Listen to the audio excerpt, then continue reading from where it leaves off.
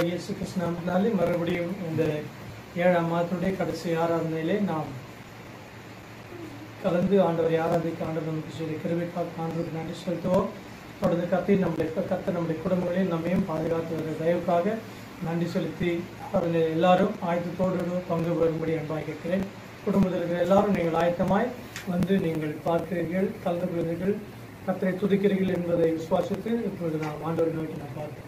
பரிசுத்தமுள்ள பிதாவே, இந்த வேளையில் கர்த்தாவே, இந்த ஜூலை மாதத்தினுடைய 7ஆம் மாதத்தினுடைய கடைசி வாரத்திலே எங்களை கொண்டு வந்த தயவுக்காக நமக்கு நன்றி செலுத்துகிறோம். கர்த்தரை தெய்வமாக கொண்ட ஜாதி மதத்தை நமக்கு சுதந்திரமாக திறந்து கொண்டு ஜனமும் பாய்க்குமுள்ளது வாக்கும்படி கர்த்தாவே நீர் எங்களை பாக்கியவான்களாக எங்களை பாதுகாத்து சுகத்தோடு பலத்தோடு எங்களுடைய குடும்பங்களையும் வழிநடத்தி வந்த தயவுக்காக நன்றி செலுத்துகிறோம்.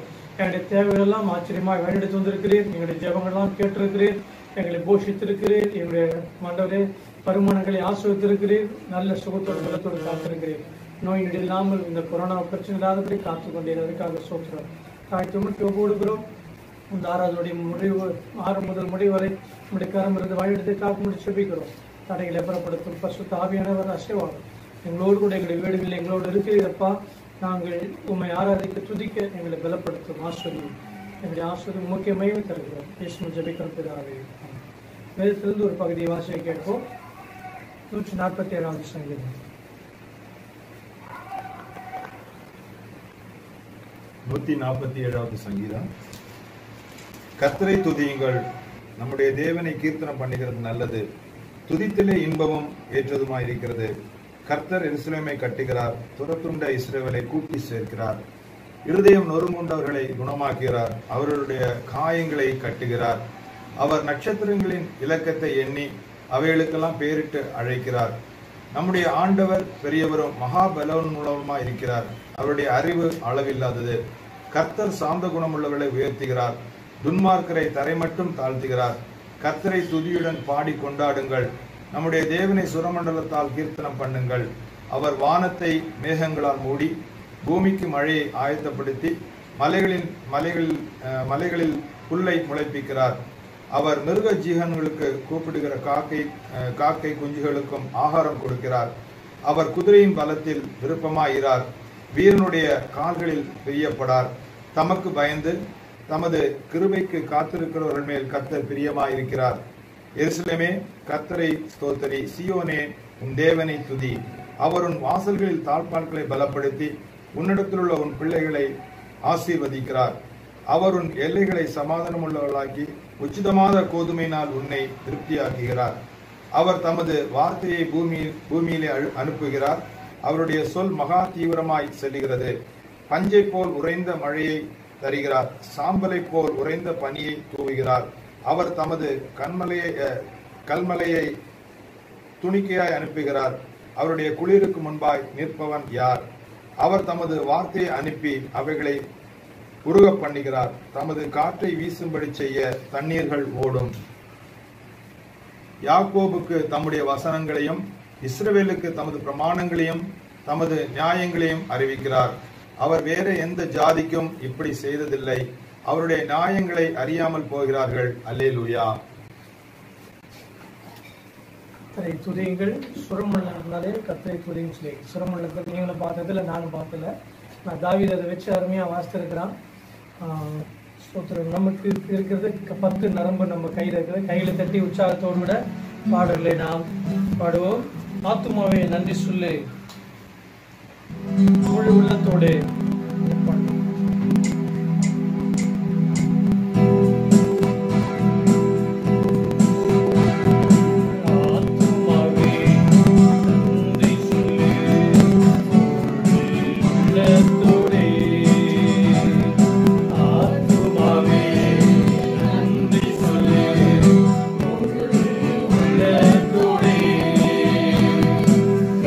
செய்த நன்மைகளே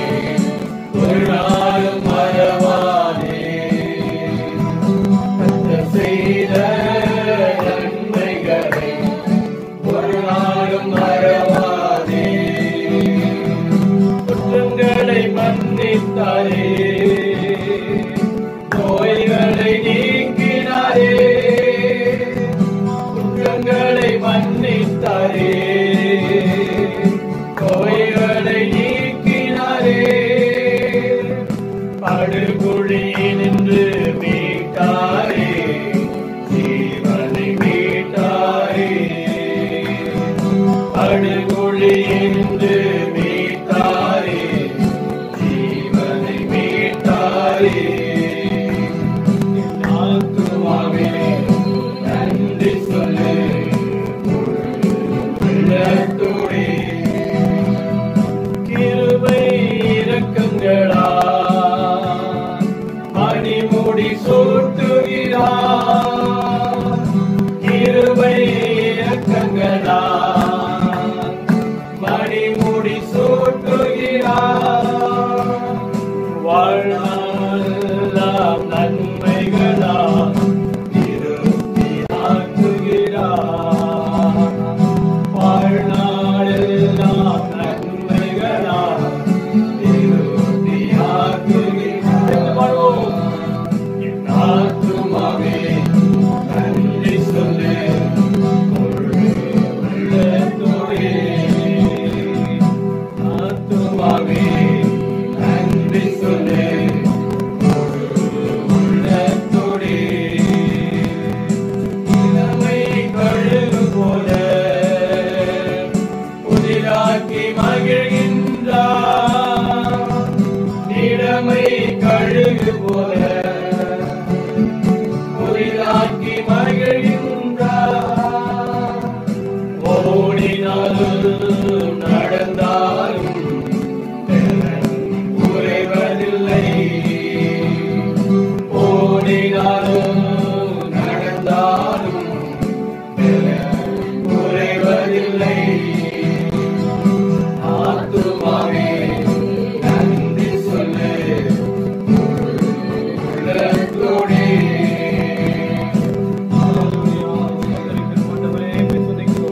கர்த்தர் செய்த எல்லா நன்மைகளையும் எண்ணி மறவாதே. என் உயிரே ஆண்டவரை போற்று, முழு உள்ளமே அவர் பெயரை போற்று. அவர் செய்த உபகாரங்களை ஒரு நாளும் மறவாதே.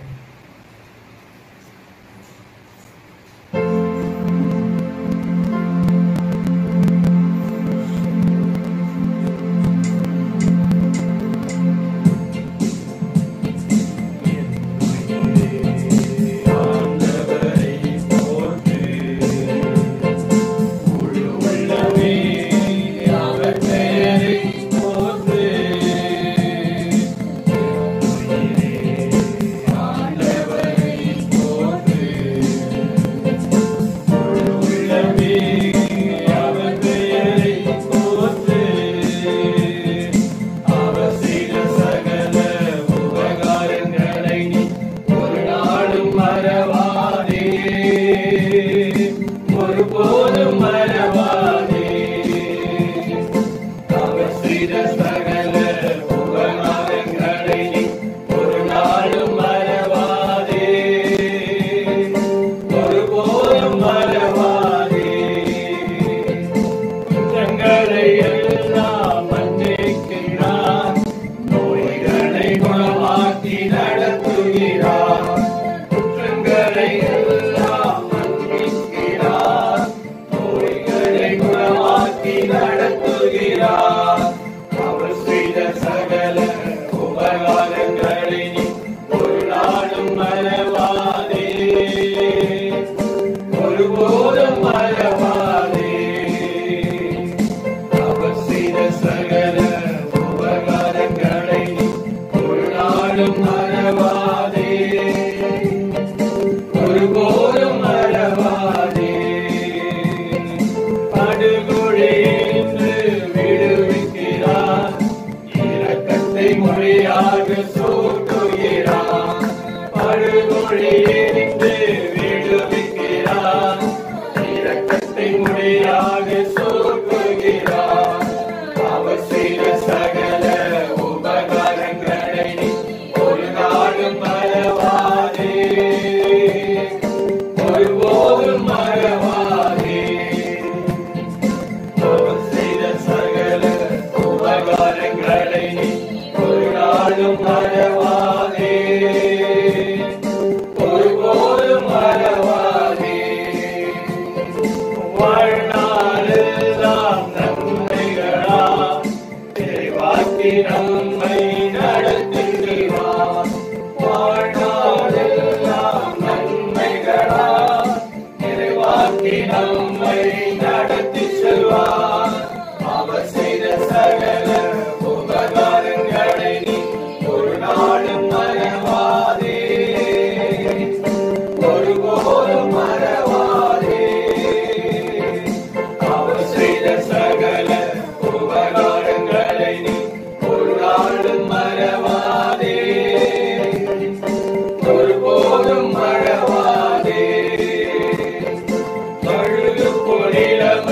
புதுப்பிக்கிறார்.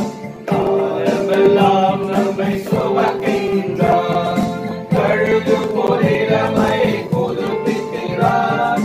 காலமெல்லாம் நம்மை சுமக்கின்றார். அவர் செய்த சகல உபகாரங்களை நீ ஒரு நாளும் மறவாதே, ஒருபோதும் மறவாதே. அவர் செய்த சகல உபகாரங்களை நீ ஒரு நாளும் மறவாதே,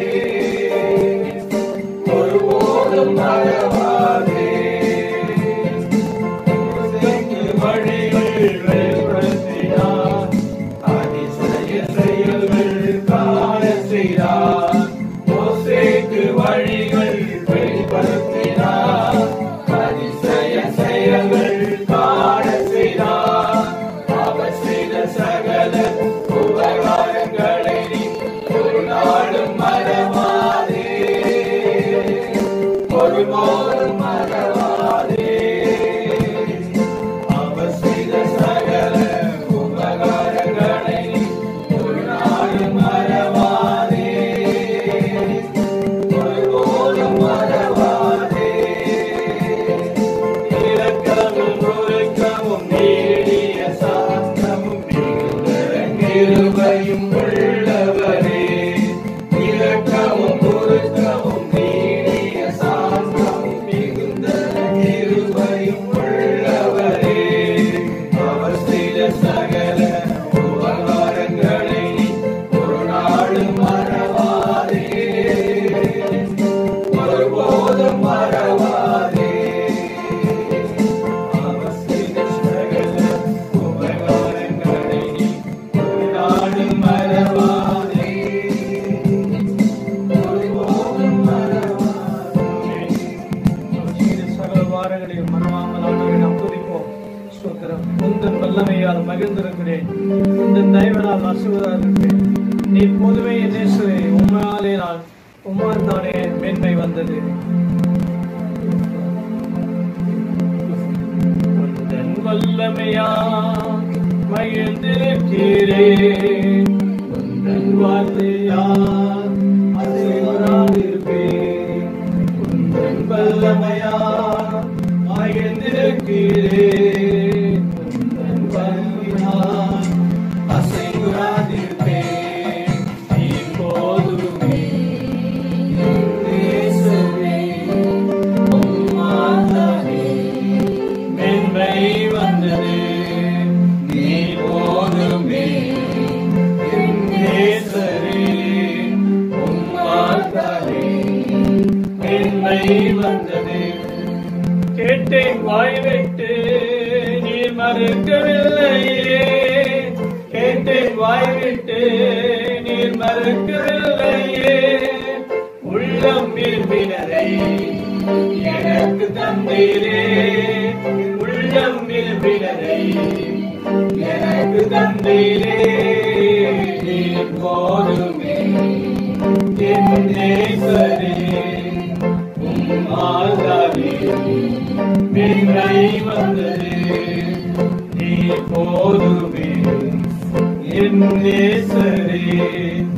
உம்மால் தானே மேன்மை வந்தது. உந்தன் வல்லமையால் மகிழ்ந்திருக்கிறேன். உந்தன் தயவினால் அசைவராதிருப்பேன்.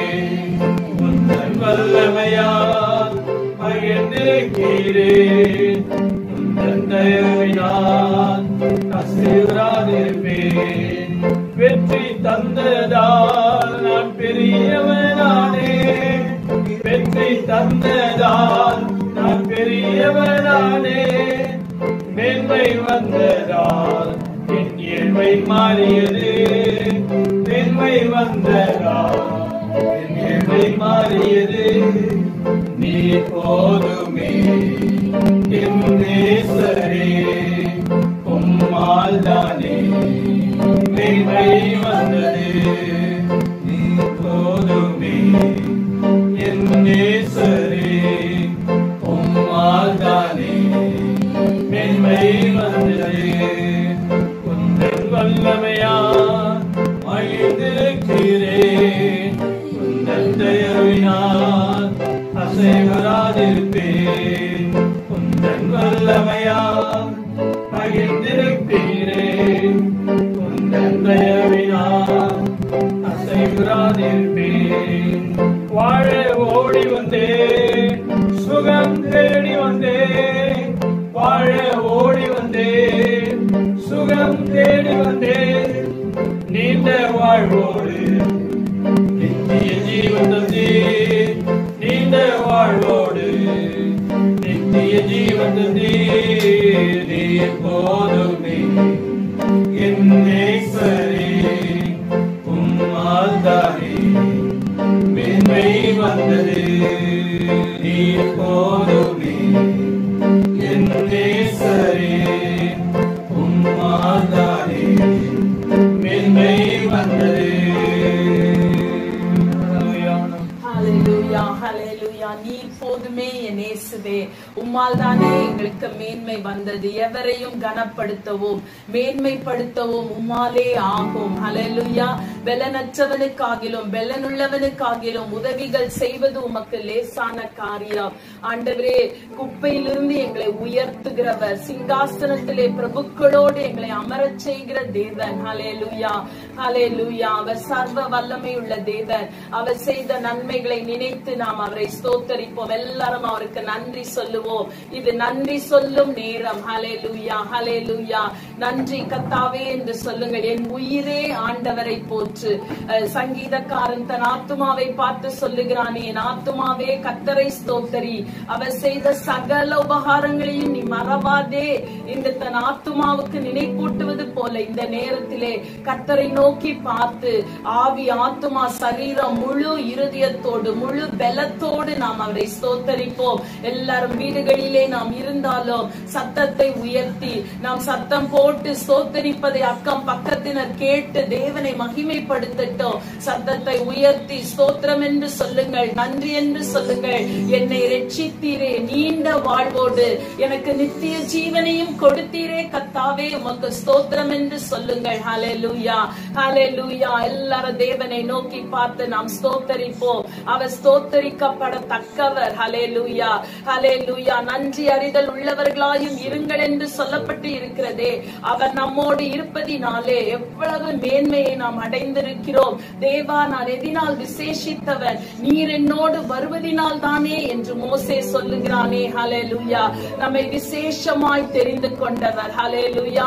நமக்கு விரோதமாய் இருந்த கையெழுத்தை அவர் குலைத்து போட்டார். பிசாசு நமக்கு விரோதமாய் எதையெல்லாம் செய்கிறானோ எல்லா திட்டங்களையும் நிர்மூலமாக்குகிற தேவன் அவர். உனக்கு விரோதமாய் உருவாக்கப்படும் ஆயுதம் வாய்க்காதே போகும் என்று அவர் நம்மை பார்த்து சொல்லுகிறாரே. இது ஊழியக்காரரின் சுதந்திரம் என்று சொல்லுகிறாரே. நம்மை ராஜாக்களும் ஆசாரியர்களுமாக மாற்றி வைத்திருக்கிறாரே. அவரை நோக்கி பார்த்து நாம் அவருக்கு நன்றி சொல்லுவோம். ஹல்லேலூயா, ஹல்லேலூயா. நீ செய்த நன்மைகள் 1000 உண்டு கர்த்தாவே, அதை நாங்கள் விவரித்து சொல்லவே முடியாது. 1000 நாவுகள் இருந்தாலும் போதாது என்று சொல்லி ஆண்டவரை நோக்கி பார்த்து நாம் அவரை துதிப்போம். ஹல்லேலூயா.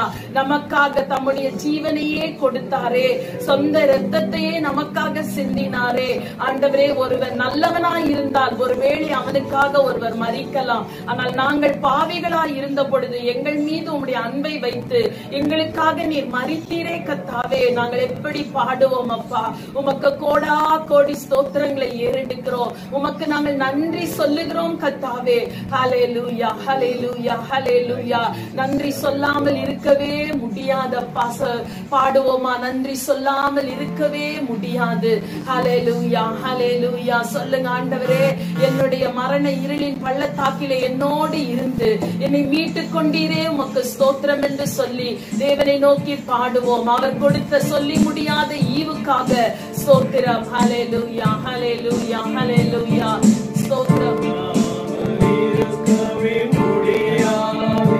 பல நன்மை செய்த இயேசுவுக்கே நன்றி, நன்றி, நன்றி என்று சொல்லி நான் துதிப்பேன். நாள்தோறும் போற்றுவேன், உம்மை நாள்தோறும் போற்றுவேன். எத்தனை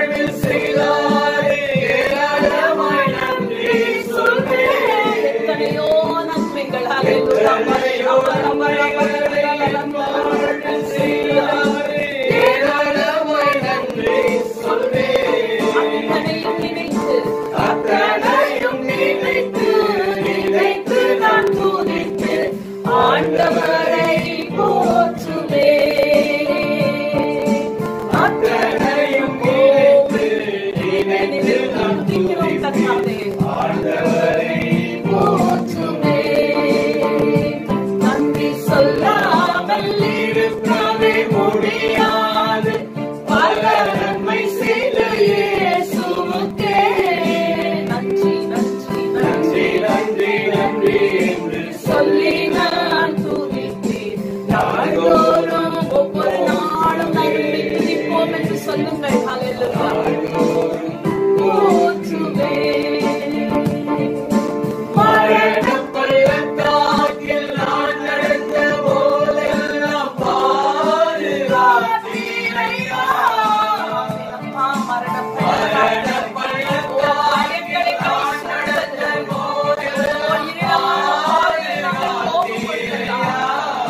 பாதுகாத்தீரையா. மீண்டும் ஜீவனை கொடுத்து நீரேனை வாழ வைத்தீரையா. மீண்டும் ஜீவனை கொடுத்து நீரேனை வாழ வைத்தீரையா. நன்றி சொல்லாமல் இருக்கவே முடியாது.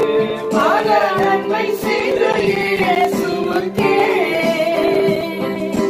நன்றி நன்றி நன்றி என்று சொல்லி நான் துதிப்பேன். நாள்தோறும் போற்றுவேன். உம்மை நாள்தோறும் போற்றுவேன்.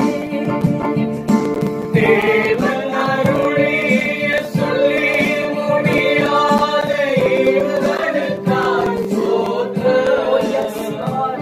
இயேசுவே அருளிய சொல்லி சொந்த குமாரனை கொடுத்தவர் மற்றெல்லாவற்றையும் அருளாதிருப்பது எப்படி? ஹalleluya. அளவில்லாதவரே கிருபைகளுக்காய் ஆயுள் முழுதும் ஸ்தோத்திரம்.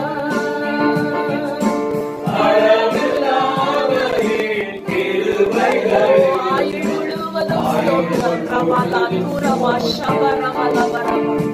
ஓ ஹalleluya. தலா துரவரவரவரவா. பல நன்மை செய்த இயேசுவுக்கே நன்றி நன்றி நன்றி என்று சொல்லி நான் துதிப்பேன். நாள்தோறும் போற்றுவேன். உம்மை நாள்தோறும் போற்றுவேன். உம்மை நாள்தோறும் போற்றுவேன். ஹalleluya.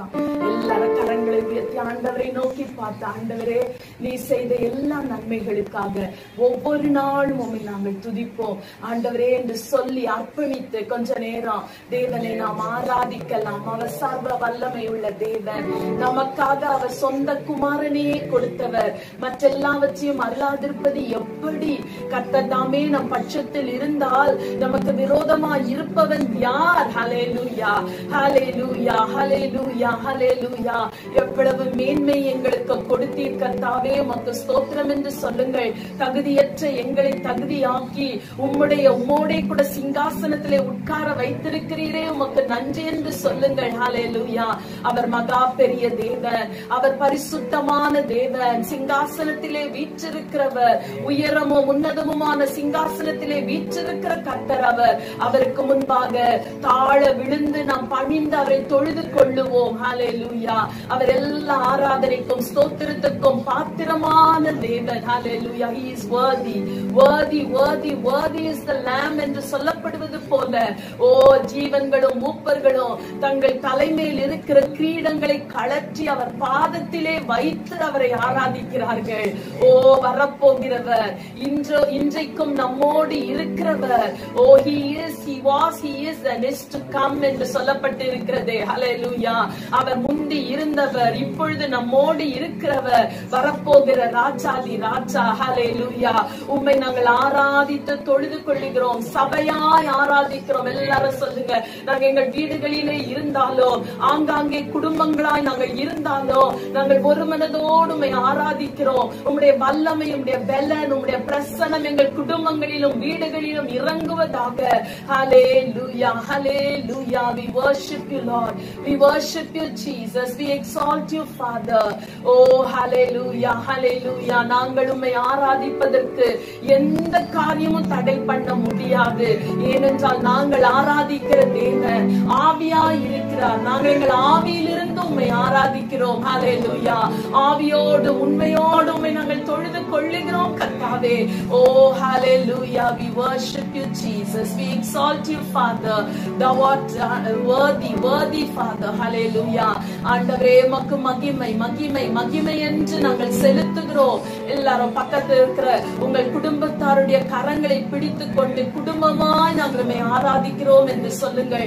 ஆண்டவரே எனக்கு கொடுத்த நல்ல கணவருக்காக ஸ்தோத்திரம் என்று சொல்லுங்கள். எனக்கு கொடுத்த நல்ல மனைவிக்காக ஸ்தோத்திரம் என்று சொல்லுங்கள். எங்களுக்கு கொடுத்திருக்கிற பிள்ளைகளுக்காக ஸ்தோத்திரம். பிள்ளைகள் இல்லாவிட்டால் எனக்கு கொடுக்க போகிற பிள்ளைக்காக ஸ்தோத்திரம் என்று சொல்லுங்கள். நம்மை குடும்பமாய் ஆண்டவர் வைத்திருக்கிறாரே, நமக்கு உறவினர்களை கொடுத்திருக்கிறாரே, சிநேகிதர்களை கொடுத்திருக்கிறாரே. ஹல்லேலூயா. அவர் எவ்வளவு பெரிய தேவன். யார் கைவிட்டாலும் நம்மை கைவிடாத தேவன். தகப்பனும் தாயும் கைவிட்டாலும் நான் உன்னை சேர்த்துக் கொள்ளுவேன் என்று சொல்லி இருக்கிற கர்த்தர். Hallelujah hallelujah. El Shaddai El Shaddai Adonai. Hallelujah hallelujah. நாங்கள் உம்மை ஆராதிக்கிறோம் கர்த்தாவே, நாங்கள் உம்மை ஆராதிக்கிறோம். ஹல்லேலூயா ஹல்லேலூயா ஹல்லேலூயா ஹல்லேலூயா ஹல்லேலூயா. எல்லாரும் கரங்களை உயர்த்தி have thine own way Lord, have thine own way. நீர் உம்முடைய சித்தத்தை என்னிலே நிறைவேற்றும் என்று ஆண்டவரிடத்திலே ஒப்பு கொடுப்போமா? ஹல்லேலூயா. thank you Jesus, thank you Lord, thank you Father. ஆண்டவரே நானும் என் வீட்டாரோ உம்மையே நாங்கள் சேவிப்போம். நீர் என்ன எங்களுக்காக சித்தம் வைத்திருக்கிறீரோ அதை எங்களிலே நிறைவேற்ற எங்களை நாங்கள் அர்ப்பணிக்கிறோம் என்று சொல்லி இந்த ஒரு 2 லைனை பாடி நாம் அவரை ஆராதிக்கலாமா? ஹல்லேலூயா ஹல்லேலூயா. Bless the Lord, Oh my soul, oh my soul, worship His holy name. Sing like never before. Oh my soul, worship His holy name. Hallelujah.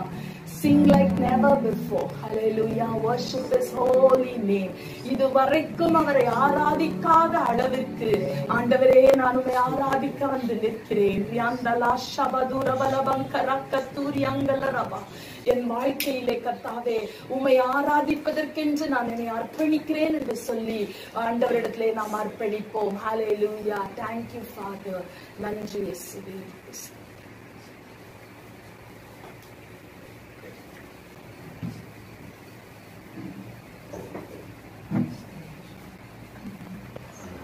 ஹல்லேலூயா. ஹல்லேலூயா. இந்த வேளையிலே நம்ம எல்லாம் சபையாய் ஒருங்கிணைந்து இந்த தேசத்துக்காக நம்ம ஜெபிக்கலாம். இந்த இடத்திலே கரங்களை கூப்பி ஒரு மனதோடு ஆண்டவரை இந்த வேளையிலே நாம் நோக்கி ஜெபிக்க போறோம். தேசத்துக்காக, தேசத்துடைய பாதுகாப்புக்காக, நாளிலே நடக்கப்படுகிற கொள்ளை நோயிலிருந்து கர்த்தர் நம்ம தேசத்தை விடுவிக்கும்படியாக எல்லாம் ஒரு மனதோடு ஜெபிக்கலாம். ஹல்லேலூயா ஹல்லேலூயா ஹல்லேலூயா ஹல்லேலூயா. நன்றி ஆண்டவரே, ஸ்தோத்திரம் அப்பா. விசேஷமாய் எங்க தேசத்திலே ஆண்டவரை சுற்றி இருக்கிற, இந்திய தேசத்தை சுற்றி இருக்கிற ஒவ்வொரு தேசங்களுக்காக கூட நாங்கள் ஜெபிக்கிறோம். சைனா ஆண்டவரே, ஸ்ரீலங்கா தேசம், பாகிஸ்தான், பங்களாதேஷ் ஆண்டவரே, நேபாள், பூட்டான், பர்மா தேசங்கள் எங்கள் தேசத்தை சுற்றி இருக்கிறது ஆண்டவரே. இந்த தேசத்திலே இந்த தேசத்தோடு நாங்கள் சமாதானமா இருக்க எங்க எல்லைகளிலே காணப்படுகிற ஆண்டவரே இந்த பதட்டமான சூழ்நிலைகள் நீங்கத்தக்கதா எல்லாம் ஒரு மனதோடு ஆண்டவரை ஜெபம் பண்ண அந்த வேளையில் ஆண்டவரே எங்களுக்கு சுற்றி இருக்கிற தேசத்தோடு நாங்கள் சமாதானமா இருக்க எங்களுக்கு உதவி செய்யும். அந்த தேசங்கள் எங்களோடு சமாதானமா இருக்கவும் நாங்களும் அந்த தேசத்தோடு சமாதானமா இருக்க கர்த்தர் எங்களுக்கு உதவி செய்யும். எல்லையிலே காணப்படுகிறதான பதட்டமான சூழ்நிலைகளை கர்த்தர் நீக்கி போடும்படி நாங்கள் ஜெபிக்கிறோம். ஒரு சமாதான உறவை எங்களுக்குள் ஏற்படுத்தி தருவீராக. ஹல்லேலூயா. ஆண்டவரே உமக்கு நன்றி சுவாமி. மாத்திரமல்ல எங்க தேசத்தில் இருக்கிறதான முப்படைகளுக்காக ஜெபிக்கிறோம் ஆண்டவரே. அந்த படைகளை ஆண்டவரே ஸ்தோத்திரம் அப்பா. கர்த்தர் நீர் பாதுகாத்து எல்லா காரியங்களும் நேர்த்தியா இந்த படைகளுக்கு தேவையான காரியங்களை கர்த்தர் ஒழுங்குபடுத்தி தாரும். அல்ல வேலை செய்கிற ஒவ்வொருத்தரையும் கர்த்தர் பாதுகாத்துக் கொள்ளும் ஆண்டவரே. தன்னுடைய ஸ்தோத்திரம் அப்பா முழு டெடிகேஷனோடு வேலை செய்கிற ஒவ்வொரு சோல்ஜர்ஸும் ஆண்டவரே முழு டெடிகேஷனோடு இந்த வேலைகளை செய்யத்தக்கதாய் தேவனே நீர் உதவி செய்யும்படி நல்ல ஒரு மனதை எங்களுக்கு கட்டளிடும்படி நாங்கள் ஜெபிக்கிறோம். பாதுகாப்பை கொடும், சுகபல ஆரோக்கியத்தை கொடும் ஆண்டவரே. மக்கு நன்றி. தீவிரவாத ஆண்டவரே ஸ்தோத்திரம் அப்பா, தீவிரவாத குழுக்களிலிருந்து எங்களுக்கு எந்த தேசத்துக்கு பாதிப்புகள் வராதபடி கர்த்தர் காத்துக்கொள்ள வேண்டுமா நாங்கள் ஜெபம் எல்லாம் ஒரு மனதோடு ஜெபிப்போம். ஆண்டவரே தீவிரவாதிகள் ஆண்டவரே எங்க தேசத்தை எந்த விதத்திலும் தாக்காதபடிக்கு ஆண்டவரே எங்களுக்கு விரோதமாய் ஆண்டவரே ஸ்தோத்திரம் சதி திட்டங்களை உருவாக்காதபடிக்கு என் தேவனுடைய எல்லா சதி திட்டங்களை கர்த்தர் முறித்து போடுவீராக. உடைய பிள்ளைகளாகி நாங்கள் அவர்கள் இந்த தேசத்தில் சமாதானத்தோடு வாழ கர்த்தர் உதவி செய்வீராக. ஹல்லேலூயா, ஹல்லேலூயா. மாத்திரமல்ல இந்த தேச கிராமங்களுக்காய் 7 லட்சம் கிராமங்களுக்காய் 70% விவசாய குடும்பங்களுக்காக நம்ம ஜெபிக்கலாம். ஆண்டவரே, அந்த கிராமங்களை கர்த்தர் ஆசீர்வதிங்க, நல்ல வளத்தை உண்டாக்குங்க, நல்ல பெருக்கத்தை தாருங்க. அந்த கிராமங்கள் எல்லாம் பெரிய ஒரு சிட்டியாய் மாறத்தக்கதான வளர்ச்சியை தாருங்க. விவசாய குடும்பங்களை கர்த்தர் ஆசீர்வதிக்கும்படி நம்ம ஜெபிக்கலாம். விவசாயங்களை கர்த்தர் ஆசீர்வதியும். சந்திக்கப்படாத மக்களுக்காக ஜெபிக்கிறோம் ஆண்டவரே. ஹல்லேலூயா. அந்த மக்களை எல்லாம் கர்த்தர் சந்திக்கும்படியா நாங்கள் ஜெபிக்கிறோம். மத்தியிலே மிஷினரி குழுக்களுக்காக கர்த்தர் எழுப்ப உதவிச்சு அந்த இடங்களிலே நிறைய மிஷினரி குழுக்கள் எழும்பத்தக்கதாய் தேவன் உதவி செய்யும். மிஷினரிகளை கர்த்தர் எழுப்பித்தாரும். அந்த இடங்களிலிருந்து அநேக மிஷினரிகள் எழும்பத்தக்கதாய் தேவன் உதவி செய்யும்படி எல்லாம் ஒரு மனதோடு ஜெபம் பண்ண. ஹல்லேலூயா. ஆண்டவரே, அந்த இடங்களிலே ஆண்டவரே நிறைய மிஷினரிகள் எழும்பத்தக்கதாய் தேவன் உதவி செய்வீராக. ஹல்லேலூயா. ஆண்டவரே, ஸ்தோத்திரம். ஊழியத்திலே இருக்கிறதான ஊழியத்துக்கான சமுதாய கலாச்சார பாரம்பரிய தடைகள் நீங்கத்தக்கதாய் கர்த்தர் உதவி செய்யும்.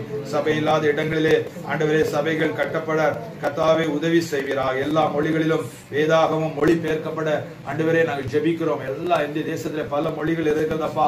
எல்லா மொழிகளிலும் ஆண்டவரே நீங்கள் வேதாகம் மொழி பெயர்க்கப்பட கர்த்தர் உதவி செய்யும். அதற்கான ஆட்களை கர்த்தர் எழுப்பி தரும்படியாய் நாங்கள் ஜெபிக்கிறோம். அதற்கான தேவைகள் சந்திக்கப்பட நாங்கள் ஜெபிக்கிறோம். கடைசியாக ஆண்டவரே, எங்க தேசத்திலே காணப்படுறதான கொள்ளை நோய்கள் கர்த்தர் நீங்கும்படியா நாங்கள் ஜெபம் பண்ணிக்கிறோம். விசேஷமா மும்பை, டெல்லி, சென்னை இந்த பட்டணங்களுக்காய் நாங்களுடைய சமூகத்தில் வருகிறோம். அதிகமாய் பாதிக்கப்பட்டதான இந்த பட்டணங்கள் ஆண்டவரே ஸ்தோத்திரம் அப்பா, விடுதலை பெற ஜெபிக்கிறோம். இந்த நோய்கள் சீக்கிரமாய் ஆண்டவரே முற்றிலும் அழிந்து போகட்டும் அப்பா.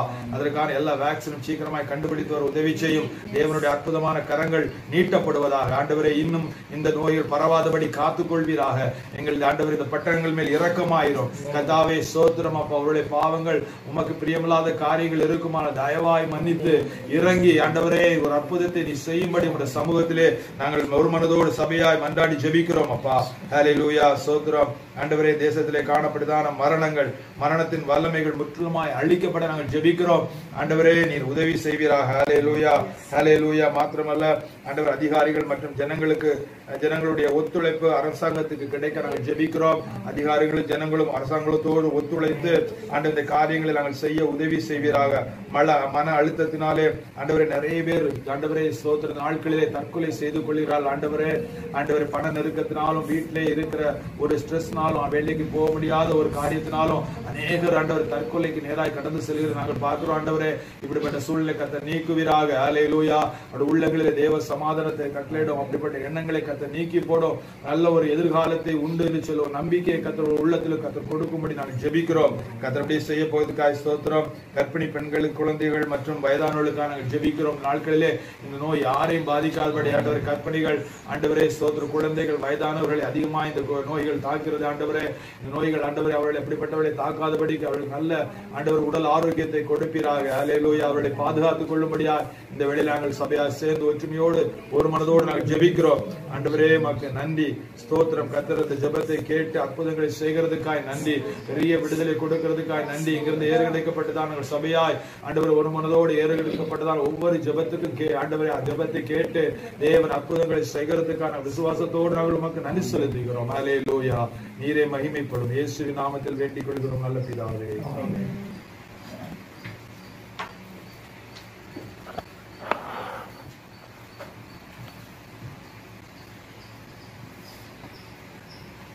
கர்த்தராகிய இயேசு கிறிஸ்துவின் நாமத்தினாலே உங்களை வாழ்த்துகிறேன். இப்பொழுதும் இந்த நாளின் தியானத்திற்காக நாம் வாசிக்க வேண்டிய வசனம் உபாகமம் 4ஆம் அதிகாரம் 7ஆம் வசனத்தை வாசிக்கலாம். உபாகமம் 4ஆம் அதிகாரம் 7ஆம் வசனம். தம்முடைய தேவனாகிய கர்த்தரை நாம் தொழுது கொள்ளுகிற போதெல்லாம் அவர் நமக்கு சமீபமாய் இருக்கிறது போல தேவனை இவ்வளவு சமீபமாய் பெற்றிருக்கிற வேறே பெரிய ஜாதி எது? ஜெபிக்கலாம். பிதாவே, இந்த வேலைக்காக ஸ்தோத்திரிக்கிறோம். ஆண்டவரே, எங்களையும் ஆண்டவரே எங்கள் இல்லங்களில் கூட்டி சேர்த்த தேவனுக்காக ஸ்தோத்திரிக்கிறோம். ஆண்டவரே, இந்த நேரத்தில் உம்மை நோக்கி பார்க்க தந்த கிருபைக்காக ஸ்தோத்திரிக்கிறோம். ஆண்டவரே, பேசுகிறனை தகுதிப்படுத்தும். ஆண்டவரே, நாங்கள் கேட்கிற வசனங்கள் ஆண்டவரே எங்கள் வாழ்க்கையில் பிரயோஜனப்படுத்திக் கொள்ள கிருபை செய்யணும் வாய்க்கின்றோம். ஆண்டவரே, நீர் பேசும். ஆண்டவரே, நாங்கள் கேட்கிறோம். ஆண்டவரே, நாங்கள் ஆண்டவரே பேசுகிற ஒரு தெய்வத்தை வழங்கி கொண்டிருக்கிறோம். ஆண்டவரே, ஆண்டவரே எங்களோடு வாழ்ந்த ஆண்டவரே, எங்களுக்காக மரித்த ஆண்டவரே, எங்களுக்காக ஆண்டவர் ரத்தம் சிந்தி ஆண்டவரை எங்களை மீட்டுக் கொண்டு ஆண்டவரே, ஆண்டவரே நீர் ஆண்டவரே உம்மை ஆராதிக்கிறோம். ஆண்டவரே, இந்த வேளையில் நீர் எங்களோடு பேசும். ஆண்டவரே, நாங்கள் கேட்கிறோம். ஆண்டவரே, நாங்கள் என்ன செய்ய வேண்டும் என்பது உங்கள் சித்தம் என்பதை நீர் எங்களோடு பேசணுமா கேட்கிறோம். எங்கள் இதயத்தை திறந்து தாரமாட்டதை காத்துக்கொள்ள வேண்டும். மீதியான நேரத்தை பொறுப்படும் மீட்பரட்சணமாக இயேசுவாய் கேட்டுக்கொள்கிறோம் பிதாவே. ஆமென். நம்முடைய தேவனாகிய கர்த்தரை நாம் தொழுது கொள்ளுகிற போதெல்லாம் அவர் நமக்கு சமீபமாய் இருக்கிறது போல தேவனை இவ்வளவு சமீபமாய் பெற்றிருக்கிற வேறே பெரிய ஜாதி எது? எவ்வளவு ஒரு அற்புதமான வாக்குத்தத்தம் பாருங்கள். அந்த வேலை ஆண்டவர் நம்ம கொடுத்துக்கிற வாக்குத்தத்தம். இங்கே ஜாதி என்பது நாம நம்முடைய தேசத்துல பார்க்கிற ஜாதி அல்ல இல்லையா? நம்ம இங்க நிறைய ஜாதிகள் இருக்கு, அந்த ஜாதி அல்ல. இங்கே ஜாதி என்பது ஆங்கிலத்துல பாத்தீங்கன்னா for what nation is there அப்படின்னு சொல்லுகிறது. ஒரு தேசத்தை குறிக்கிறது. நாம் இங்கே ஒரு மார்க்க, நாம் தேவனை ஆராய்க்கிறனாலே நாம் ஒரு மார்க்கமாக இங்கே எடுத்துக்கொள்ளலாம். நம்முடைய தேவனாகிய கர்த்தரை நாம் தொழுது கொள்கிற போதெல்லாம் அவர் நமக்கு சமீபமாய் இருக்கிறது போல தேவனை இவ்வளவு சமீபமாய் பெற்றிருக்கிற வேறே பெரிய ஜாதி எது? எவ்வளவு ஒரு விசேஷமான வார்த்தை. நாம் எவ்வளவு விசேஷத்தவர்கள் என்று இந்த வேளையில நாம் நினைத்து பார்க்க வேண்டும். இந்த காரியம் பல நேரத்தில் நாம் மறந்து போகிறோம். நாம் எவ்வளவு விசேஷமானவர்கள், தேவனோடு நாம் எவ்வளவு நெருங்கியவர்கள் என்பதை நாம் பல வேளையில் மறந்து போகிறோம். பல வேளையில் நாம் அதை நினைத்து பார்க்கிறதே. அவர் நம்மை அப்பா பிதாவே என்று கூப்பிடத்தக்க புத்திர சுவிகாரத்தினாவே தேவன் நமக்கு கொடுத்திருக்கிறார். அவர் நம்ம தகப்பன் போன்ற ஒரு தேவனை நாம் பெற்றிருக்கிறோம். அவ்வளவு நாம் நெருங்கி, தேவனோடு நெருங்கி ஜீவிக்கிற ஒரு வாழ்க்கையை நாம் பெற்றிருக்கிறோம். ஆனால் நாம் பல பேர் அதை உணராம என்ன பண்றோம்? அதை மறந்து நம்ம உலகத்தின் காரியங்கள் பின்னால் அடைந்து அதை மறந்து போகிறோம். நம்முடைய காரியங்களை நாம் சிந்தித்து தேவனை பற்றி நாம் மறந்து போகிறோம். எப்படி ஏசா சேஷ்ட புத்திர பாகத்தை வித்து போட்டானோ அது போல நாம் என்ன பண்ணுகிறோம்? தேவனை மறந்து ஜீவிக்கிறதாக நாம் காணப்படுகிறோம். ஆனால் சரி, எப்படி இவ்வளவு நாம் தேவனோடு பிணைக்கப்பட்டிருக்கிறோம்? எப்படி மற்றவர்களை காட்டிலும், மற்ற மார்க்கத்தை காட்டிலும், மற்ற ஜாதிகளை காட்டிலும் எப்படி நாம் தேவனோடு இணைக்கப்பட்டிருக்கிறோம் என்பதை குறித்து நாம் சில காரியங்களை பார்ப்போம். எப்படி தேவன் நம்மை இணைத்தார் அவரோடு என்பது. முதலாவது பாத்தீங்கன்னா, நம்முடைய பாவத்திற்காக மரித்து நம்மை சுத்திகரித்து அவரோடு இணைத்திருக்கிறார். தேவன் என்ன பண்றாரு? நம்முடைய பாவத்திற்காக மரித்து நம்மை சுத்திகரித்து அவரோடு இணைத்திருக்கிறார். இதுதான் மற்ற மார்க்கத்துக்கும் கிறிஸ்தவத்துக்குள்ள ஒரு வித்தியாசம். என்னன்னா, மிக முக்கிய வேறுபாடு, வித்தியாசம் என்னன்னா, forgiveness of our sins, நம்முடைய பாவ மன்னிப்பு என்ற நிச்சயம் வந்து நமக்கு மட்டுமே அருளப்பட்டிருக்கிற ஒரு காரியம். இயேசு கிறிஸ்து நம் பாவங்களுக்காக மரித்ததாலே நாம் என்ன பண்றோம்? நம்ம ஆண்டவரோடு நெருங்கி இருக்கிறோம், ஆண்டவரோடு நெருங்கி ஜீவிக்கிறோம். இதுல பாத்தீங்கன்னா, நம்மை தேடி வந்த ஒரே தெய்வம் இயேசு கிறிஸ்து தான். மனிதனை தேடி வந்த தெய்வம் இயேசு மட்டுமே.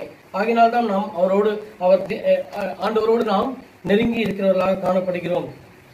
ஆனா இந்த பல பேர்ல பாத்தீங்கன்னா, தேவன் நமக்கு பாவ மன்னிப்பு நிச்சயத்தை கொடுத்திருக்கிறார். ஆனா பிசாசு பாத்தீங்கன்னா, நம்ம குறை சொல்லி, நம்ம பழைய காரியங்களை நம்ம குறை சொல்லி அதுல இருந்து நம்மளை எப்படி குலைக்கலாம் என்பதையே பிசாசு சிந்தித்து. ஏன்னா அதை தவிர அவனுக்கு வேற வேலையே கிடையாது. எப்படி தேவனிடத்தில் நம்மை பிரிக்கலாம், எப்படி அந்த பாவ மன்னிப்பின் நிச்சயத்தை கெடுத்து போடலாம் என்பது மட்டுமே பிசாசோட காரியமா இருக்கிறது. நம்மை குற்றப்படுத்தி என்ன பண்ண தேவன் அந்த உள்ளத்துல இருந்து அந்த ஒரு ஆறுதல், அந்த ஒரு ஆண்டவர் நம்ம கொடுத்திருக்கிற வாக்குத்தத்தை குலைப்பது மட்டுமே பிசாசின் காரியங்களா இருக்கிறது.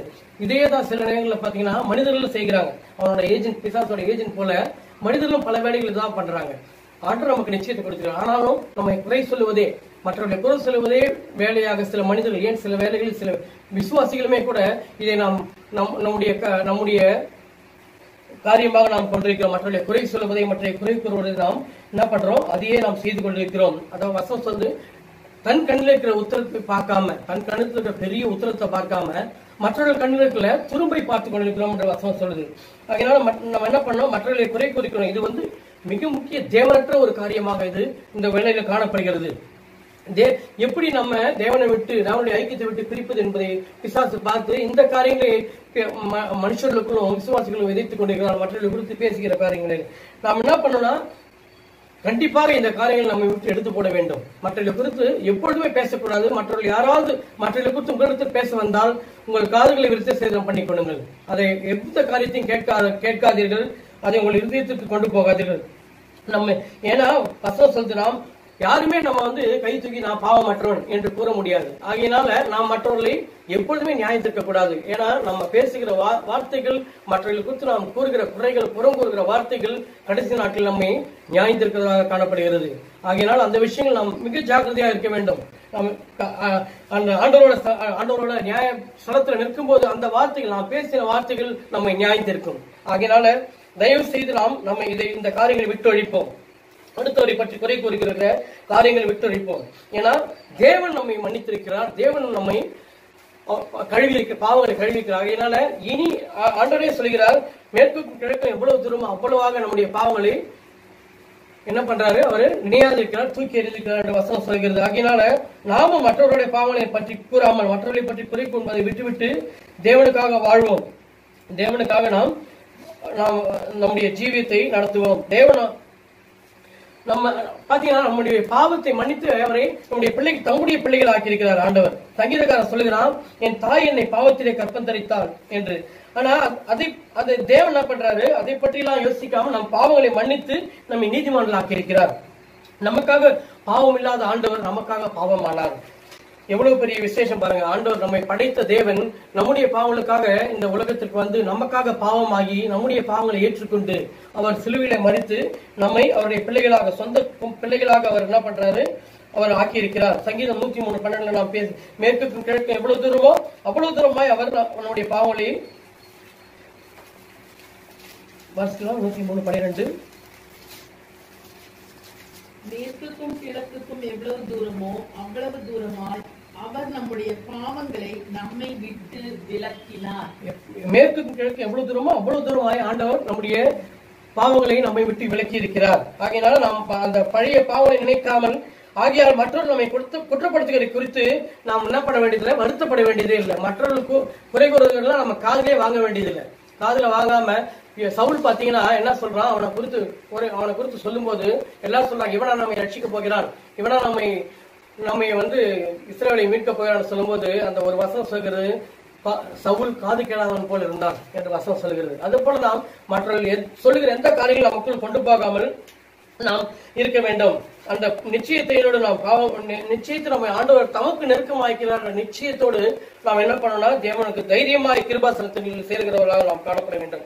இரண்டாவது காரியம் பார்த்தீங்கன்னா, முதலாவது நம்முடைய பாவங்களை ரட்சித்து மீட்டிருக்கிறார். இரண்டாவது காரியம் பார்த்தீங்கன்னா நம்முடைய சாவுகளை தீர்த்தார். நாம் அவரோடு நெருங்கி இருக்க, நாம் விடுதலையாய் அவரை ஆராதிக்க ஆண்டவர் என்ன பண்றார், நம்முடைய சாபங்களை தீர்த்து ஆண்டவர் நம்மை அழைத்திருக்கிறார். கலாத்தியர் 3:13 வாசிக்கலாம். கலாத்தியர் 3:13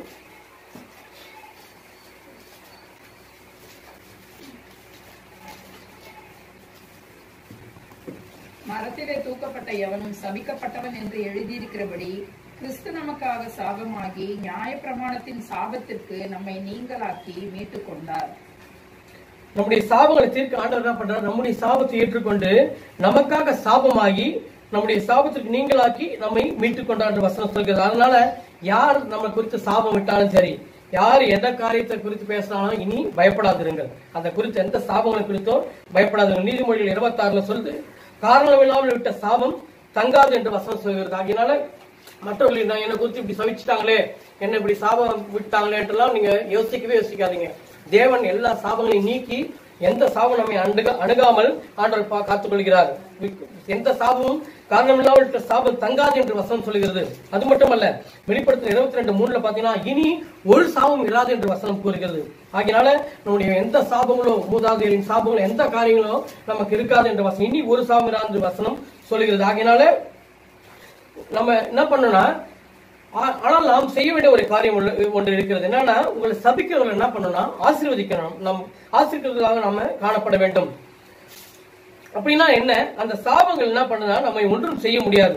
வசனம் என்ன சொல்லுது, உங்களை சபிக்கிறவர்கள் ஆசீர்வதிங்கிறாரு. ஏன்னா அந்த சாபம் ஒன்றும் பண்ணாதான், நீ அவங்களை ஆசீர்வதிச்சுட்டு போ என்று ஆண்டவர் சொல்கிறார். அதனால நம்ம என்ன பண்ணணும்னா, பதிலுக்கு அவர்களை சபிக்காமல் அவர்களை ஆசீர்வதிக்க வேண்டும். உபாகம் 23:5 வாசிக்கலாம்.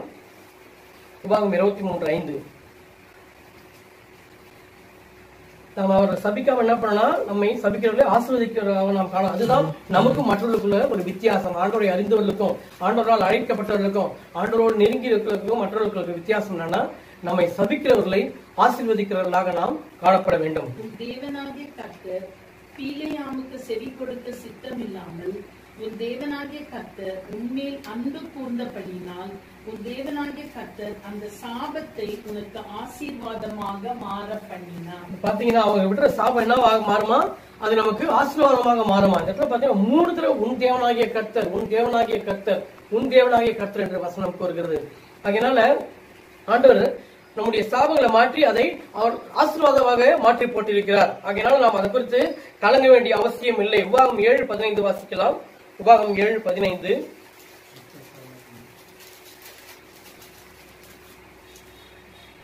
கர்த்தர் சகல நோய்களையும் உன்னை விட்டு விலக்குவார். உனக்கு தெரிந்திருக்கிற எகிப்தியரின் கொடிய ரோகங்களில் ஒன்றும் உன்மேல் வரப்பண்ணாமல் உன்னை பகைக்கிற யாவர் மேலும் அவைகளை வரப்பண்ணுவார். இங்க வசனம் என்ன சொல்லுது? நாம் கலங்க வேண்டியது வியாதியாகிய சாபத்தை நம்ம விட்டு நீக்குவேன் என்று வசனம் சொல்லுகிறது. வியாதி கர்த்தர் சகல நோய்களையும் உன்னை விட்டு விலக்குவார். ஒருவேளை நீங்க நோய்வாய்ப்பட்டிருக்கலாம், ஒருவேளை சுகவீனமா இருக்கலாம். வசனம் சொல்றது சகல நோய்களையும் உன்னை விட்டு விலக்குவேன் என்று வசனம் சொல்கிறது. ஆகையால் அந்த வாக்குத்தத்தத்தை பிடித்துக் கொண்டு அன்றே என் நோய்கள் எல்லாம் நீ நீக்கி இருக்கிறீர், இனி இந்த வலிகள் இந்த வேதனைகள் இல்லை, என்னோட வலிகள் வேதனைகளுக்காக நீர் சாபமானீர், என்னோட வலிகள் வேதனைகள் எல்லாவற்றையும் நீர் சிலுவையிலே சுமந்து திருத்திரு ஆண்டவரே என்று நாம் கேட்டுக்கொண்டு அவருடைய வாக்குத்தத்தங்களை பிடித்துக் கொண்டு நாம் அதிலிருந்து விடுதலை பெறுகிறவர்களாக நாம் இருக்க வேண்டும். அதே போல கடனாகிய சாபங்களை ஆண்டு நீக்கிறோம். வியாதி என்கிற சாபம், கடனாகிய சாபங்களையும் தேவன் நீக்குகிறார். எல்லாவற்றிலிருந்து தேவன் இப்பொழுதே நமக்கு விடுதலையை கொடுக்கும். இந்த க்ஷணத்திலே தானே ஆண்டவர் நமக்கு இந்த எல்லா சாபங்களிலிருந்து விடுதலையை கொடுக்கிறவராக இருக்கிறார். எப்படி வசனத்தை இனி ஒரு சாபம் இராத போல எந்த சாபமும் இனி நமக்கு இராது.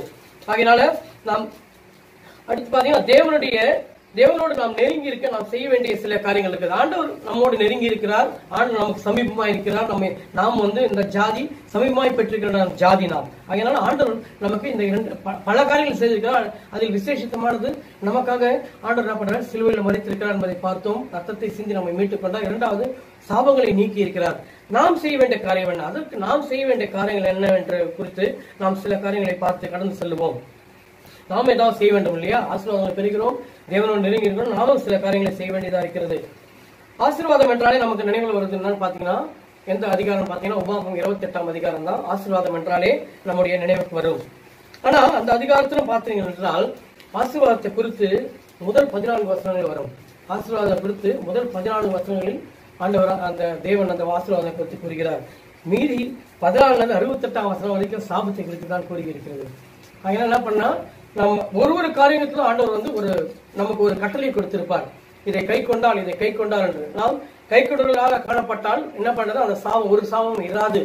நாம் அந்த வசனங்கள் கொடுக்கப்பட்ட ஒவ்வொரு காரியத்தையும் அந்த கை கொண்டால் ஆண்டவர் சொல்றாரு, வாழாக்காமல் கதையாக்குவேன், கீழாகாமல் மேலாவா என்று பல ஆசீர்வாதங்களை ஆண்டவர் அந்த 14 வசனங்கள் படிக்கிறார்.